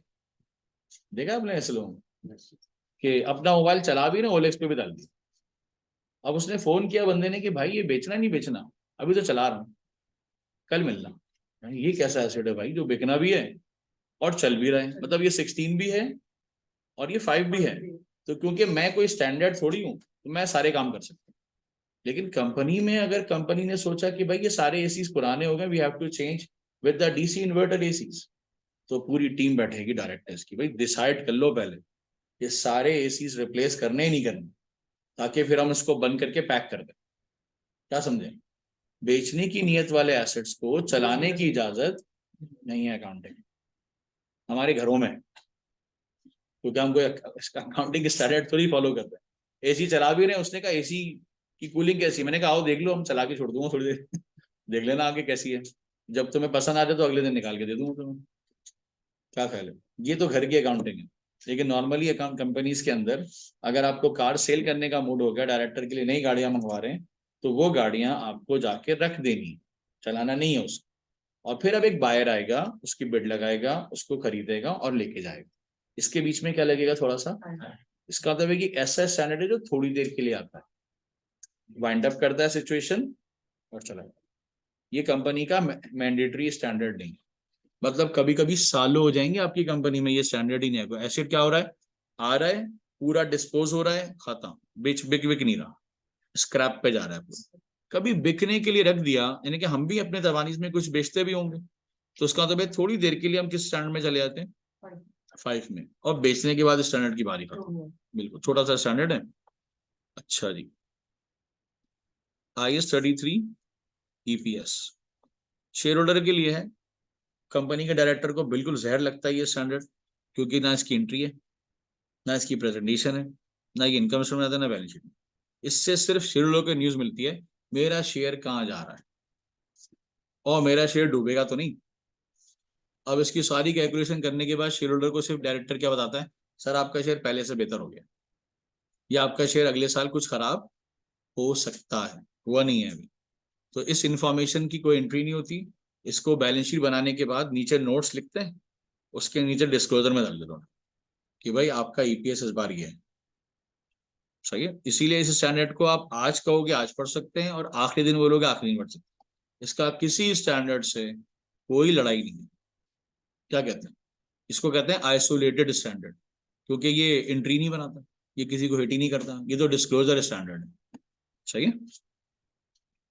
अच्छा जी, इसके अलावा करेंसी अलग से पढ़ा हुआ है, सही है। 5 हो गया, 33 हो गया। रेवेन्यू का स्टैंडर्ड है IFRS 5, IFRS 15। अच्छा जी, 5 स्टैंडर्ड्स को मिला के एक कर दिया सर। 2 दिन भी लेता है, 3 दिन भी लेता है, असल में बड़ा बहुत हो गया। पहले कंस्ट्रक्शन अलग पढ़ाते थे हम, कमीशन रिसीवर्स अलग पढ़ाते थे, ट्रेडिंग अलग पढ़ाते थे, अभी मर्ज हो गया। इन्होंने इसको मर्ज करके 2018 के बाद से जिन स्टैंडर्ड हो गया अच्छा खासा। क्योंकि अगर मैं आपसे सिर्फ इतना पूछूं ना, रेवेन्यू की टाइप्स कितनी, तो जरा बताएं ऐसी, कोई टेस्टिंग नहीं हो रही, ऐसी बताओ जर्नली कि रेवेन्यू कितने तरह का हो सकता है। जैसे अभी जिस जगह बैठे हैं हम लोग, ये कौन सा रेवेन्यू, ये सर्विस सेक्टर रेवेन्यू, इसकी भी IFRS में वर्किंग होती है 15 में। और सोचो, हॉस्पिटल सर्विस सेक्टर, सही, और पेप्सी मैन्युफैक्चरिंग, उसकी उसकी अकाउंटिंग अलग है IFRS 15 की। अच्छा, कभी सुना है ये इंश्योरेंस कंपनीज? हाँ, क्यों नहीं होता? बैंक्स, इनका रेवेन्यू भी होता है। अच्छा, मार्ट्स हो गए, हॉस्पिटल्स हो गए, होटल्स हो गए, रॉयल्टी कंपनीज हो गई, IT कंपनीज हो गई, सबका रेवेन्यू होता होगा। सबकी ट्रीटमेंट अलग अलग होती है। सोचो एकदम के लिए कि अगर मैं आपसे कहूँ मैंने आपसे 2 साल के लिए इंटरनेट के पैसे ले लिए, मेरा सवाल का जवाब दो, इनकम हो गई? नहीं, एक्रूड इनकम। और जैसे जैसे सर्विस देते रहेंगे इनकम में कन्वर्ट होती रहेगी। तो ये पूरा स्टैंडर्ड ये कहता है कब इनकम हो गई कब नहीं हुई, इसी पे लड़ाई है पूरी। और अगर आपको जरा सा भी भनक पड़ेगा साल के आखिर में कि अभी इनकम नहीं हुई, अकाउंटिंग कहता है रिवर्स करो, सारी वर्किंग रिवर्स करो, जब इनकम हो जाए फिर रिकॉर्ड कर लो। चलो छोटी सी एग्जांपल देता हूँ, शायद समझ में आ जाए। मैंने आपको एक चीज सेल की और आपको 15 दिन का टाइम दे दिया कि अगर समझ में ना है ना वापस कर दे, सेल्स ऑन रिटर्न बेसिस। तो अकाउंटिंग कहते हैं सेल हो गई, सेल अभी तक नहीं हुई। सही है, सेल अभी तक नहीं हुई क्योंकि आपने राइट्स किसको बांट दिए? कस्टमर को। कस्टमर को राइट नहीं देना था, राइट अपने पास रखना था। अब 15 दिन तक बादशाह हो गया वो, 15 दिन के बाद आप बादशाह, आप उसका क्लेम भी एक्सेप्ट नहीं करना, आप उसको बोलना भाई सेल हो गई खत्म। और 15 दिन के अंदर अगर वो आ गया तो आप मना नहीं कर सकते, उल्टा वो केस कर सकते, ऐसा ही है। और फर्स्ट करो इस 15 दिन के बीच में एयर एंड हो गया, सर हम रिकॉर्ड नहीं करेंगे। अकाउंटिंग कहता है अगर रिकॉर्ड करके आए हो तो रिवर्स करो, क्योंकि ये इस साल की सेल में काउंट नहीं होगा। Just call sales on return basis accounting. एक छोटी सी एग्जांपल दी मैंने इसकी। अच्छा ये बताओ अगर पैसे गवर्नमेंट की तरफ से आ जाए तो कैसा है? इनकम तो नहीं, डिपेंड करता है असल में। जब ये स्टैंडर्ड पढ़ेंगे ना डिटेल में तो पता चलेगा हम एड की अकाउंटिंग नहीं पढ़ते, इसमें एड इनकम होती है। जो फॉरेन एड आती है ना, जलजला आ गया, सैलाब आ गया और फिर अपने लोग नजर ही नहीं आ रहे, डूब रहे हैं, मर रहे हैं, और फिर जब यूएस वालों को लगा बेचारे मर रहे हैं, उन्होंने क्या भेज दी वहां से? एड भेज दी। It's not grant, it's aid. और एड की क्वालिटी क्या है? वो वापस नहीं होती। तो हमारी गवर्नमेंट ने सुना वापस नहीं होती, जबरदस्त, हमें दो, हम ज्यादा गरीब हैं। तो फॉरेन एड आई और गरीबों को तो मिली नहीं, तो उनसे बड़े गरीब थे उनको मिल गई, फिर उनके घरों में चले गई, फिर उन्होंने बेच दी, उन्होंने फायदा उठा लिया उसका। क्योंकि ग्रांट होती तो शर्त के साथ होती, लॉ है, ग्रांट के साथ ब्रीच का कॉन्ट्रैक्ट आता है। एग्जामिनर का फेवरेट है ग्रांट विद ब्रीच, जो हम जो पढ़ेंगे स्टैंडर्ड के अंदर। सही है। अब मुझे एसेट खरीदना है तो ग्रांट ले सकता हूँ, या एक्सपेंसेस बहुत हो रहे हैं तो भी गवर्नमेंट मेरी मदद कर सकती है। तो दो तरह की अकाउंटिंग पढ़ेंगे, एक रेवेन्यू वाले के हिसाब से और एक एसेट के हिसाब से, दो ग्रांट्स पढ़ते हैं हम लोग। अच्छा देखो करेंसी क्यों पढ़ाते हैं पता है? पहले ये एसबीआर में पढ़ाते थे हम, सिर्फ यहाँ नहीं पढ़ाते। करेंसी का स्टैंडर्ड इसलिए पढ़ाते हैं, IS 21 कहलाता है ये, क्योंकि इम्पोर्ट एक्सपोर्ट होती होगी क्या, रॉ मटेरियल की, मशीनों की, इन्वेंट्री की, लोन्स की इवन। तो अगर अटेंडेंस होगी किसके पास है, किसी की नहीं हुई तो बता दो, फिर नहीं है उस पर।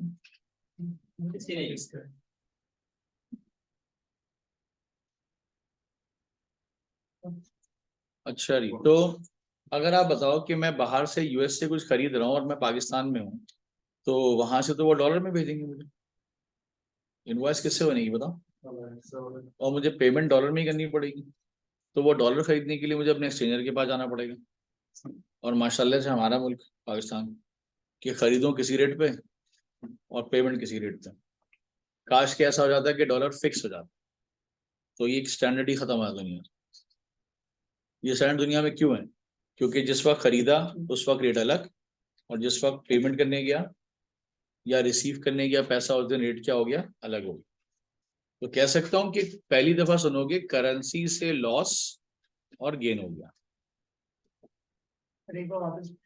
थोड़ा सोचो, $1000 का सामान मैंने 170 रुपए के हिसाब से मंगाया, क्योंकि कन्वर्जन रेट क्या चल रहा, पाकिस्तान की इकोनॉमी वैसी बर्बाद है। तो 1000 की चीज यहाँ पहुंचते पहुंचते कह सकता हूँ 1,70,000 की हो गई पाकिस्तानी रुपीस। हाँ समझ में आई, छोटी मोटी बात कर रहा हूँ। तो $1000 की चीज यहाँ पर आई, 1,70,000 की हो गई। पेमेंट कर देते ना तो बच जाते। आपने कहा 2 महीने बाद दूंगा पैसे, पहले मैं इसको प्रोसेस करूंगा, मैं इसको बेचूंगा, इससे कुछ कमाऊंगा। मैंने कहा पाकिस्तान में रहता है, आपको पता नहीं है, तो वो 170 से ना 200 हो गई। तो अब बताओ 170 की चीज ला के 2 लाख देने नहीं पड़ गए। 1000 तो मल्टीप्लाई इस बार 200 से होगा। पहले 1000 मल्टीप्लाई हो रहा था 170 से, अब मल्टीप्लाई हो रहा है। तो डिफरेंस जो है ना लॉस इन करेंसी कहलाता है, और ये जाता है सीधा इनकम स्टेटमेंट ठक कर। माशाल्लाह से पाकिस्तान है, और इलीगल एक्टिविटीज तो यहाँ आम सी बात है। लॉस उठाओ, प्रोडक्ट में डालो, प्रोडक्ट से उठेगी, कस्टमर पे गिरेगी, वो बोलेगा महंगी क्यों हो रही। कह रहे हमारी पेमेंट लेट होने की बवाल हम क्यों भुगते हैं भाई, तुम पे डालेंगे। अकाउंटिंग स्टैंडर्ड के खिलाफ मना किया हुआ अकाउंटिंग ने हर स्टैंडर्ड में। अगर आप IS 21 में इन्वॉल्व हैं और आपको लॉस और गेन हो रहा है, आप उसको प्रोडक्ट में चार्ज नहीं करेंगे, आप उसको प्रॉफिट एंड लॉस में डाल के अपने सर पे डालें ना इसको। किसने कहा था बाहर से खरीदने के लिए? अच्छा, फिर किसने कहा था लेट करने के लिए? आप फॉरेन पेमेंट कर देते ना उसकी, सर प्रोसेस नहीं करेंगे आप। मैंने कहा तो फिर आप हैजिंग कर लेते उसकी। हैजिंग पता है क्या होती है? एक्सचेंजर के पास जाके फला दिन की डेट को फ्रीज करा लेते। क्या समझे? आपको बहुत डर लग रहा था ना डॉलर ऊपर चले जाएगा नीचे चले जाएगा। आप कहते देखो 170 का मैंने लिया है, और मैं फला दिन को तुमसे 180 में ले लूंगा। अगर उस दिन 200 भी हो गया ना, तो वो आपको 180 में दे देगा। ये इसको हैजिंग कहते हैं। इससे आपका रिस्क थोड़ा सा क्या हो गया, थोड़ा सा कम हो गया। थोड़ा सा, भाई बहुत बड़े लॉस से तो सही है ना ये, क्या ख्याल है? और उसके अंदर फिर बहुत सारी चीजें, मतलब हमारे पास प्योर F9 नहीं पढ़ रहे। फाइनेंशियल मैनेजमेंट के अंदर आपको जरा तरीके से बताया जाएगा कि कब करेंसी से बचना है, कब कब फंसना है, कब डालना है दूसरे पे, कब हैजिंग करनी है उसकी। और हमारी फाइनेंशियल अकाउंटिंग तो बड़ी सीधी है। भाई खरीदते वाले दिन क्या रेट था, सर ये रेट था, ओके। बेचने वाले दिन क्या रेट था, या पैसे आने वाले दिन क्या रेट था, या पेबल पे करने वाले दिन क्या रेट था, रेट उठाओ अकाउंटिंग करो, खत्म। क्या करें?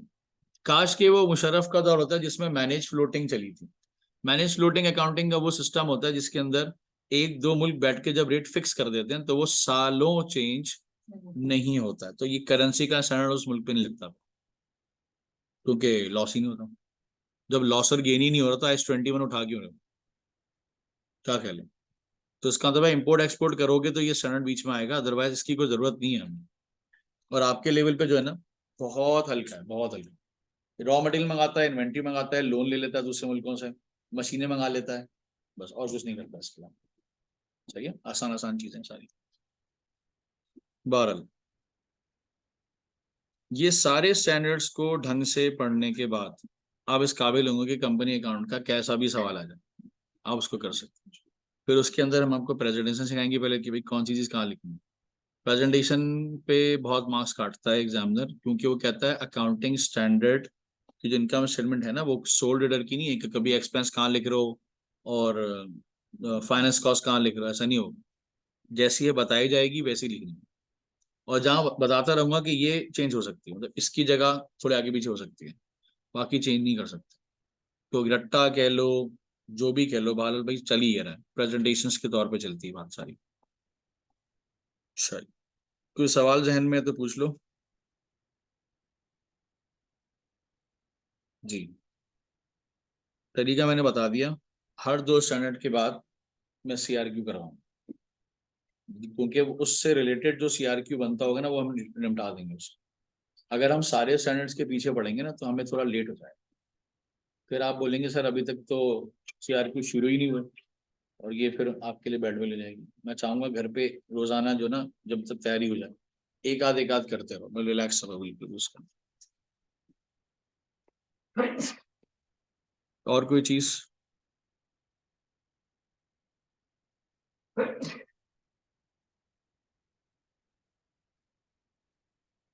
कोई सवाल जहन में नहीं आ रही, कैसे हो सकता है, how it is possible?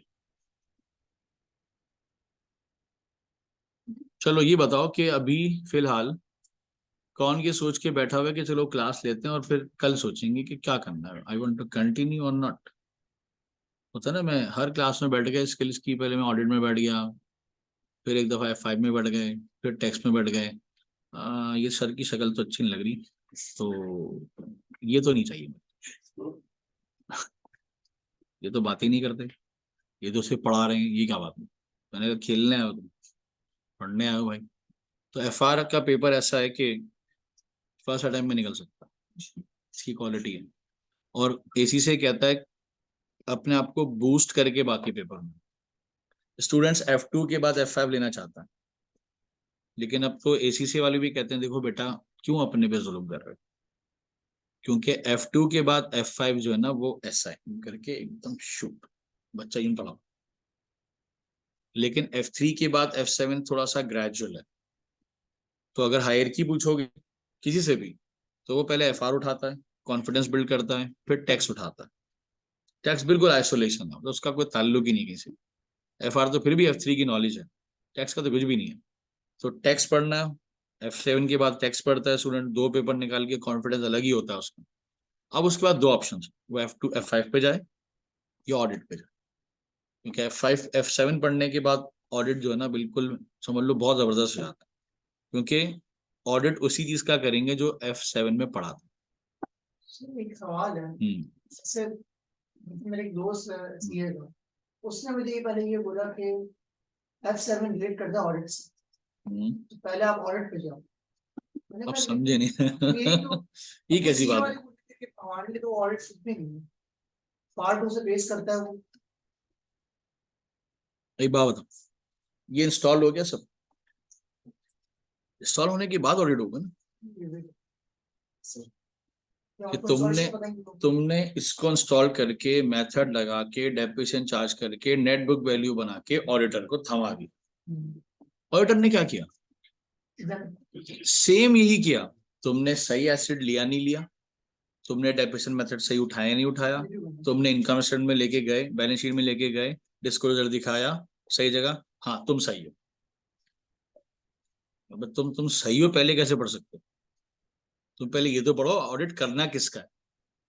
IS16 का है, IS20 का है, गोइंग कंसर्न का है, कैसे कह सकते हो भाई? और अगर किसी ने ऑडिट पहले उठाया तो वो दुनिया का बहुत बड़ा रट्टा है। मुझे पता है ये ऐसे होता है, पास भी हो गया, लेकिन मुझे इसकी डिटेल आज तक समझ में नहीं आई। तो अगर आप देखो, चलो एक बात बताओ, एसी से आपको बेवकूफ लगता है जो F7 के बाद F8 रखा, SBR के बाद AAA रखा। क्यों भाई? मैंडेटरी कर दो AAA को, ऑप्शनल रखा, जिसको अच्छा लगे ऑडिट तो वो AAA पढ़े और अपनी फील्ड ऑडिट में बनाए, वरना ऑप्शनल पेपर है वो नहीं उठाए। F9 पढ़े और उसके बाद AFM उठाए अगर दिल करे। अगर वहीं कमर टूट गई है तो फर्दर अपनी बर्बादी ना करे, कोई और पेपर उठाए। टैक्स के बाद ATX, लेकिन SBR मैंडेटरी पेपर है। क्यों? चार्ट अकाउंटेंट ही छोड़ देगा उसको, तो बचा क्या? तो SBR नहीं ड्रॉप कर सकते। इसका मतलब है F7 की नॉलेज बहुत ज्यादा जरूरी है, क्योंकि चार्ट अकाउंटेंट को ही नहीं पता होगा रिपोर्टिंग कैसे करते हैं भाई, तो फिर कैसे हो सकता है? तो टैक्स तो एक फील्ड है उसकी, ऑडिट एक फील्ड है उसकी, लेकिन रिपोर्टिंग तो उसका काम है, काम ही यही है उसका। तो अब वो काम वाली चीज ही ड्रॉप कर दे, ये कैसे हो सकता है? तो आप ऑडिट ना उठाएं F7 के बाद, कोई मसला नहीं है, आप F5 उठाएं, लेकिन ऑडिट उठाने से फायदा क्या होगा? F7 की नॉलेज यूज हो जाएगी। क्योंकि वो जैसे ही बोलेगा ना इन्वेंट्री का ऑडिट, तो IS2 जहन में होगा, वो कहेगा कॉस्ट ऑडिट, तो फिर उसके बाद सारी FOPs वगैरह सब जेब में घूम रहे होंगे। मेरे हिसाब से ऑडिट अच्छा हो जाएगा, फायदा ही होगा। सही है। गोइंग कंसर्न का कॉन्सेप्ट कहाँ है? अकाउंटिंग में है? किसी को पता है क्या होता है?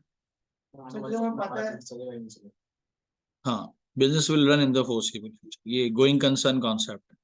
ऑडिटर आगे क्या चेक करता है? सबसे पहले गोइंग कंसर्न, इतना बड़ा आइजा है उस पर कि भाई चलने वाले हैं या नहीं चलने वाले। ऑडिटर ऑडिटर किसके लिए आता है? शेयर होल्डर के लिए। और शेयर होल्डर को बताता है देखो भाई मुझे कंपनी के हालात अच्छे नहीं लग रहे, इनके एसेट्स को देख के, इनकी चीजों को देख के मुझे शक हो रहा है, और मेरा काम है आपको ट्रू रिपोर्ट दे, तो मुझे जरा इनका गोइंग कंसर्न टेंशन में लग रहा है। सर कैसे पता आपको? एसेट्स कम हो रहे हैं, ग्रो करने वाली कंपनी क्या करती है? एसेट्स खरीदती है। रिजर्व्स कम हो रहे हैं, ग्रो करने वाली कंपनी लोग बढ़ा नहीं रहे, निकाल रहे, एसेट डिस्पोजल में जा रहे, इन्वेंट्री के गोडाउन खाली हो रहे। कर क्या रहे हो भाई? अपनी ये बर्बादी शेयरहोल्डर को तो बताओ कि हम फ्यूचर में अचानक बम नहीं फाड़ो भाई, गलत है। उसको बता दो कि हम बहुत जल्द अनाउंसमेंट करने वाले हैं, किस चीज की, बिजनेस की बंद होनी। तो अगर पहले से बता दोगे तो क्या खराबी है। इसीलिए ऑडिटर सबसे पहले जाके गोइंग कंसर्न ऑन टॉप है असल में ना, फिर मर्टिलिटी चेकिंग, उसके बाद ऑडिट शुरू। और ये सब चीजें जब अकाउंटिंग में पढ़ लोगे, हर चीज डिटेल में पढ़ लोगे, तो ऐसे लगेगा पढ़ी हुई है, पढ़ी हुई है, पढ़ी हुई है, बस लिखना आना चाहिए ऑडिट के अंदर। तो पहला F7 हो गया, फिर आप F8 पे अब नहीं जाओ, भले F6 पे जाओ, ऑडिट पे जाने नहीं जाओ कोई मसला नहीं, F5 पे जाओ कोई इशू नहीं। लेकिन F5 के बाद F9 देना, बहुत फायदा होगा। F5 से पहले नहीं उठाना है, क्योंकि वो है फाइनेंशियल अप्रेजल और ये है फाइनेंशियल मैनेजमेंट। क्या ख्याल है? बहुत बहुत मैच होती है, बहुत मैच होती है, क्योंकि ये पूरी डिसीजन मेकिंग, F9 पूरा डिसीजन मेकिंग, क्या ये प्रोजेक्ट उठाऊं या नहीं। और प्रोजेक्ट उठाने से पहले कॉस्टिंग नहीं करोगे उसकी, कि ये प्रोजेक्ट प्रॉफिटेबल है या नहीं। अब फाइनेंशियल अकाउंटिंग को छोड़ दो एक नंबर के लिए, ये सारी चीजें बतानी होती हैं। तो अब आजकल जो ACCA कह रहा है कि हमने जब बच्चे ने देखा ना F5 उठा लिया, तो वो समझ रहा था स्किल्स बहुत हार्ड है, क्यों नहीं लगेगा हार्ड उसको। तो उन्हें पहले ही पेपर इतना खतरनाक एक्सपेरिमेंट कर लिया कि तुमने कहा भाई नहीं, भाई नहीं, मुझसे नहीं होगा, आप पहले उठाओ F7 या F6, इंशाल्लाह निकलता है। असल है कॉन्फिडेंस। दो पेपर निकाल के कॉन्फिडेंस के साथ F9 में बैठो या F8 में बैठो, F5 में बैठो, पेपर निकलेगा। क्योंकि पेपर टेंशन खत्म, पेपर हैजर्ड्स खत्म, इकोनॉमिक माइंड सेट है कि मैं ACC का पेपर देने गया था, मैंने वो पूरा एनवायरनमेंट देखा था, और उस पर 2 दफा पेपर निकाल भी चुका। तो आप यूज टू हो गए ना उसके, यूज टू के पेपर जाओगे तो क्या होगा, फायदा होगा नुकसान होगा। बस ये चाह रहा है ACC। अब बेचारा अपने नंबर आगे भी तो करने सर आके F5 को उठा के नीचे कहीं डाल दे उठा के, कि भाई ऐसा नहीं करो। लेकिन उसने कहा बच्चों को समझा दो एक दफा कि पहले ये उठा लो F3 के बाद, बाकी मर्जी है, पढ़ने वाला बच्चा तो। F4 किसी से लिंक नहीं करता, ऐसे बच्चे भी हैं जो पूरा करने के बाद F4 पढ़ते हैं। ऑन डिमांड CB हो गया ना, F4 ऑन डिमांड CB हो, और उसके अंदर रिस्ट्रिक्शन भी नहीं है स्किल्स की कोई। अब F3 क्लियर है, आप डायरेक्टली F4, क्योंकि स्किल्स का ही पेपर है और पहले मैं F7 उठाना चाह रहा हूँ, तो इसी से मना कैसे कर सकता है आपको। या तो उसको आप उसका पार्ट बना दो, फंडामेंटल्स का, जो फंडामेंटल डिप्लोमा है F3 तक का पेपर है, वहां का पार्ट बना दो फिर आप उसको, हमें तो एतराज नहीं है, लेकिन आपने उसको स्किल्स का पार्ट बनाया हुआ। और स्किल्स के अंदर बच्चे के पास क्या है, चॉइस, कि मैं पहले कौन सा उठा। तो F4 अगर वो बाद में उठा रहा है तो क्या खराब। लेकिन हम ये कहते हैं F4 दे दो, इसमें कोई खराबी थोड़ी है, पूरा CB बेस्ड पेपर है, और वो भी ऑन डिमांड कभी भी दे सकते हो, टेंशन ही नहीं। जब देखो ना तैयारी बीच में छोटी मोटी चल रही है, कोई गैप आ गया ना करे, कोई पेपर जो है वो थोड़ा लेट हो रहा है, तो उसको निपटा दो जब तक। और अगर पहले निपटा के आना चाह रहे हो कोई इशू नहीं है, लेकिन याद रखो F4 is not helping paper, it is not helping for you any audit, FR, tax, zero, कोई ताल्लुक नहीं है उसका। इसीलिए स्टूडेंट कहते हैं जब लिंक ही नहीं है तो थोड़ा ठंडे में दे देंगे उसको। मैं मोटिवेट नहीं कर रहा हूँ उसको बाद में दो, मैं कह रहा हूँ अगर आप मुझसे पूछ रहे हो तो मैं उसको आपको क्लियरली बता दूंगा कि मैं इसको क्यों मना कर रहा हूँ। क्या कर ले, अब फ्रेश फ्रेश नॉलेज है F3 की, फ्रेश फ्रेश नॉलेज है F2 की, आपकी नॉलेज है। तो आप अगर F4 लेके 6 महीने के बाद आते हो तो फिर आप बोलोगे सर मुझे F3 दिए हुए 6 महीने हो गए। तो हो सकता है कि जो आजकल की साइकी है हमारी, हम भूल जाते हैं, तो ऐसा ना हो जाए। सही है, वरना मर्जी है आपकी, मतलब मना नहीं है, अच्छा है। और इसके अलावा अजान की बात करते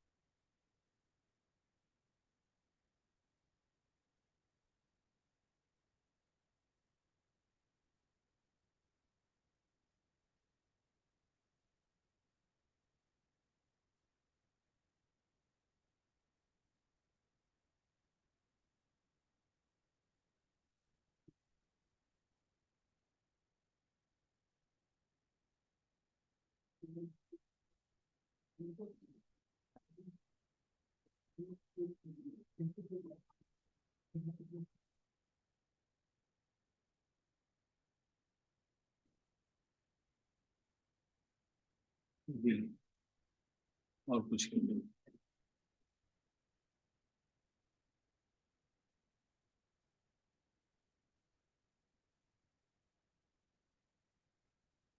कोई सवाल?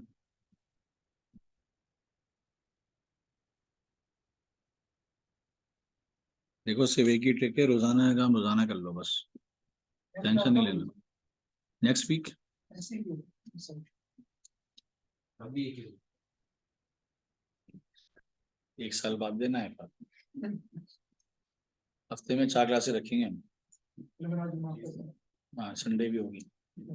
संडे नॉर्मली ऑनलाइन रखेंगे, सही। उसमें वो छोटे टॉपिक्स जो कि पेपर में तंग नहीं करते और जो आराम से ऑनलाइन में हो जाए। संडे भी फिर ऑल्टरनेट रखो, क्योंकि मर्ज करके लेनी पड़ती है ना, असल में नॉर्थ और पीसेज मर्ज होता है। तो उसमें ये है कि एक दफ़ा आपके पास बैठ जाएंगे आके, उनको ऑनलाइन कर देंगे, एक दफ़ा उनको ऑनलाइन यहाँ पे, तो इस तरह कर लेंगे। एक एक ऑल्टरनेट संडे ले लेंगे, वरना 3 दिन तो रखने हैं सबको। 4 दिन के बगैर तो गुजारा ही नहीं होगा, सही है। अगर 20 तारीख को जाना भी है तो थोड़ी मेहनत तो करनी पड़ेगी। संडे होगी, हर संडे क्लास होगी, सही है। और 3 दिन नॉर्मल वीक, नॉर्मल डेज के अंदर होगी। अच्छा, कौन कौन दो पेपर ले रहा है कोई स्किल्स के? कौन सा? F5 और F7 दो पेपर, या अभी डिसीजन ले रहा हूँ कि क्या करना है? पक्की बात है।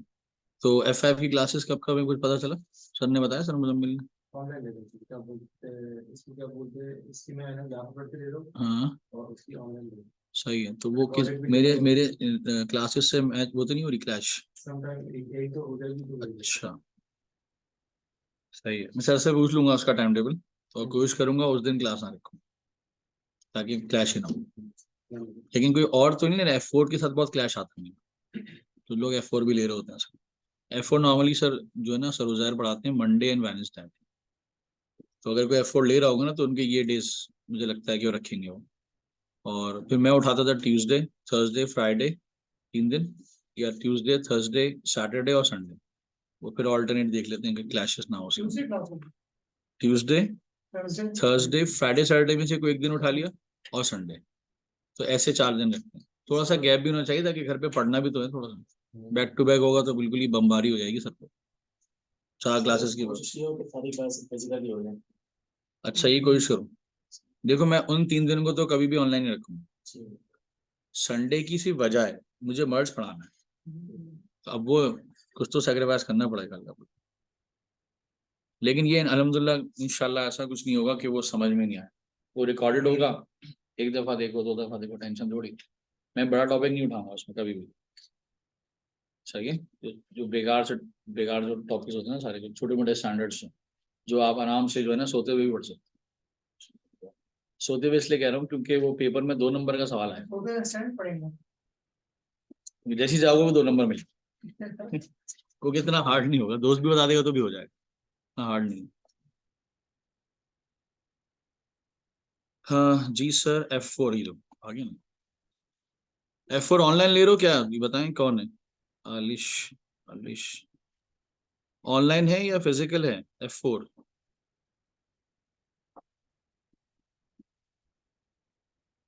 ऑनलाइन है, डेज पता चल गए कंफर्म?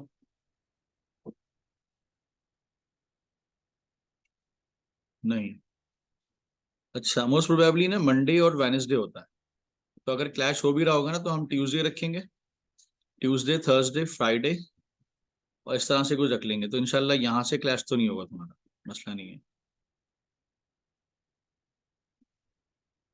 चलो ओके कर दो फिर। चलो ये हो गया, सही है। और कोई सवाल है तो पूछ लो, सही है। 8:15 मुझे क्लास ऑफ करनी है, पहला दिन। हाँ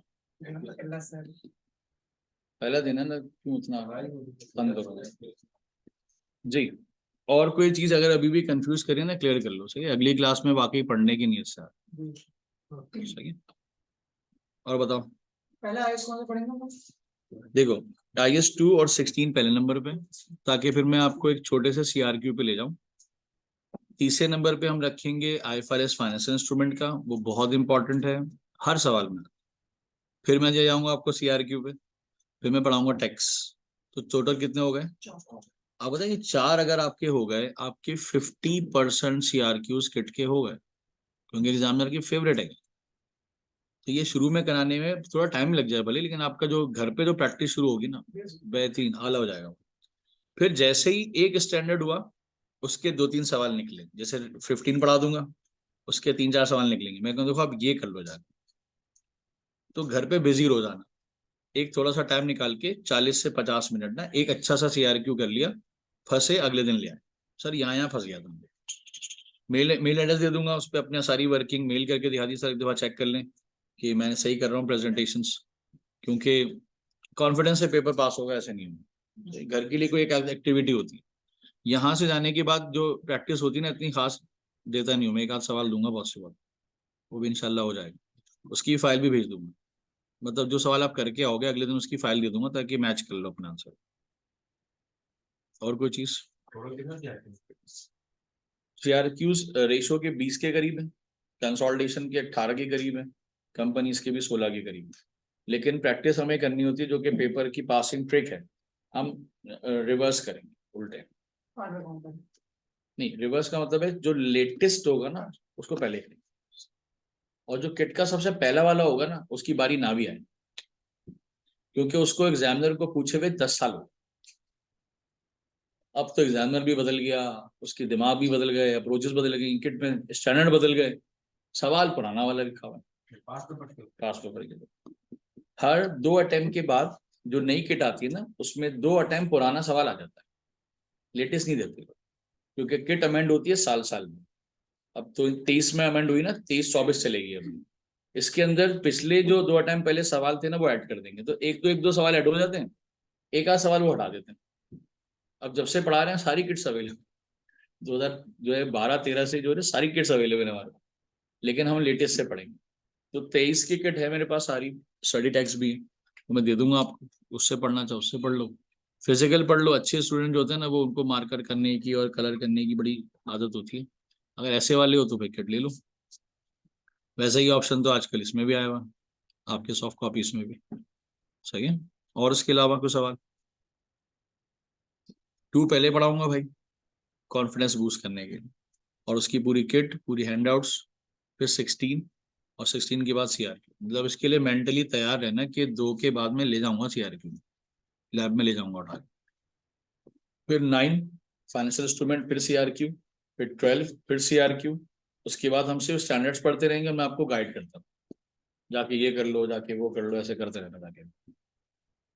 और कुछ? बिल्कुल कोर्स के बीच में मिड जैसी हो जाएगा ना कोर्स में, कंसोलिडेशन शुरू कर। किस तरह से? कोई 1 या 2 दिन आपकी चाहत पे जो आप बोलोगे, उस दिन कंसोलिडेशन हुआ करेगी, और मुझे चाहिए उसके लिए 5 क्लासेस। अब आप एक करके लो, या 2-2 के पेयर्स करके कर लो, जैसा अच्छा लगे। 5 क्लासेस में आराम से हो सुकून से। कैश फ्लो में क्योंकि उसने अपनी इंपॉर्टेंस गंवा दी है, सीधी सी बात है, और कैश फ्लो में आपको जब तक सारे स्टैंडर्ड नहीं हो, मैं नहीं पढ़ाऊंगा, क्योंकि उन्होंने अजीब गेम खेला हुआ है। वो हर स्टैंडर्ड का जो टी अकाउंट है वो कैश फ्लो में था। अब मैं कैश फ्लो उठा के क्यों खुश करूँगा? सबसे लास्ट में पढ़ाऊंगा। एक दिन भी बहुत, एक दिन भी बहुत है, क्योंकि सीआर क्यों नहीं है ना उसका, क्या जरूरत है इस पर इतनी मेहनत करने की? 28 स्टैंडर्ड के हिसाब से है कैश फ्लो। हाँ, 28 स्टैंडर्ड के हिसाब से कम 16 टी अकाउंट है उसमें। लेकिन 16 टी अकाउंट जब मैं कह रहा हूँ ना कैश फ्लो में 16 टी अकाउंट है, तो वो 16 टी अकाउंट 16 स्टैंडर्ड्स में पढ़ के आए हो, नया थोड़ी पढ़ रहे हो। बात समझ में आई? इसीलिए एक दिन में होता है, वरना तो जिंदगी में कभी ना हो। वो टी अकाउंट देखते ही पहचान लोगे कि हाँ सर ये तो डेप्रिसिएशन का टी है, सर ये तो इंटेंजिबल का टी है, ये प्रोविजन का टी है। मैंने कहा बस इस टी में जो पेड अमाउंट है ना वो कैश फ्लो को चाहिए, इसमें जो रिसीव्ड अमाउंट है ना कैश, वो उसको चाहिए, टी नहीं चाहिए उसको। तो बताओ कितने आराम से हो जाता है वो, क्योंकि वो चीजें जहन में घूम रही होती है ना। अगर पहले दिन कैश फ्लो पढ़ा दिया जाए अगर, तो ना ये नाइंसाफी है बच्चे का, नहीं पढ़ाना चाहिए। उसको बोल दो जाओ बेटा ये शीट दे रहा हूँ इसमें 14 टी अकाउंट है, रट्टे लगाओ। और ये सच है कि वो रट्टे बड़े कामयाब हैं, क्योंकि वो जगह हिलती नहीं अपनी जगह से। जो डेबिट पे है जो क्रेडिट पे वो हिलता ही नहीं है। लेकिन सर लॉजिक, बेटा क्या करना है, पास हो 90 मार्क्स लो जाओ आगे, बेइज्जत कंपनी में होना। जब वो सवाल करेंगे ना क्रॉस, कहाँ से आया ये कैसा है, सर ये शीट देखे ना ये आपको नहीं आती इससे पढ़ते मैं कामयाब हुआ 90 लाया था। मैं बेटा इसमें कंपनी में 90 नहीं आएंगे, तुम्हारी जॉब चली जाएगी तुम्हारी। You must know the knowledge, knowledge चाहिए। सही है। और कोई चीज? तो माइंड बना के आने भाई, आइस टू पढ़ेंगे फर्स्ट में।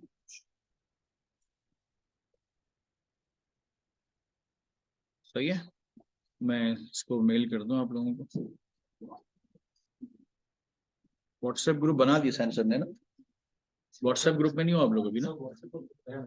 हाँ, इनरोल नहीं हुए ना? हाँ भाई देखो, अभी इसको बंद करो, मुझे ये बताओ कि इनरोल्ड हो जाओगे, कंफर्म हो जाएगा, तो फिर उसके बाद मैं फाइल सेंड करूंगा ना सारी, सिलेबस बुक्स।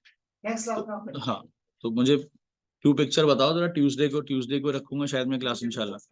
तो जितने लोग बैठे होंगे वो सब ऐड होंगे, तो फिर मैं फाइल भेजना शुरू करूंगा। चाहिए? जज़ाकल्लाह, थैंक यू। टेस्ट मैंने कहा ना अपनी मर्जी से, बीबीबी बेहतरीन आला। लेकिन किट क्या प्लान? सवाल बहुत जबरदस्त, इतने सारे सवाल प्रैक्टिस किए हैं उसके अंदर। और बीबीबी साथ साथ कराता रहूंगा, लेकिन बीबीबी में ना आप लोग जल्दी फारिग हो जाओगे क्योंकि उसमें बहुत कम सवाल है। और फिर 70% रिपीटेड है। क्या प्लान है? क्या फायदा? सॉफ्ट कॉपी ले लो मिस, और क्या। सही है। चलो अल्लाह हाफिज, टेक केयर, स्टे सेफ।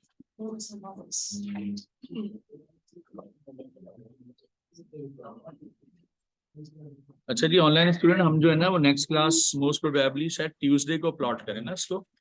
तो उस वक्त तक अपने एडमिशन्स वगैरह सब कंफर्म कर लें, ताकि फिर मैं ग्रुप में ऐड हो जाएंगे तो फाइल सेंड करूंगा सारी। सही है, उस हिसाब से फिर आगे चलें। नोट कर लिया सबने ये?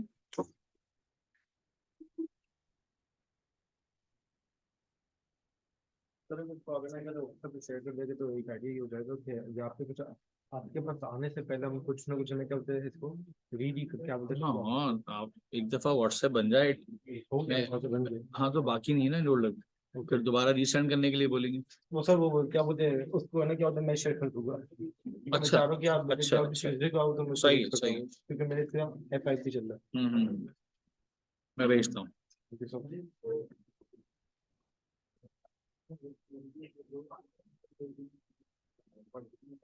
अल्लाह हाफिज़।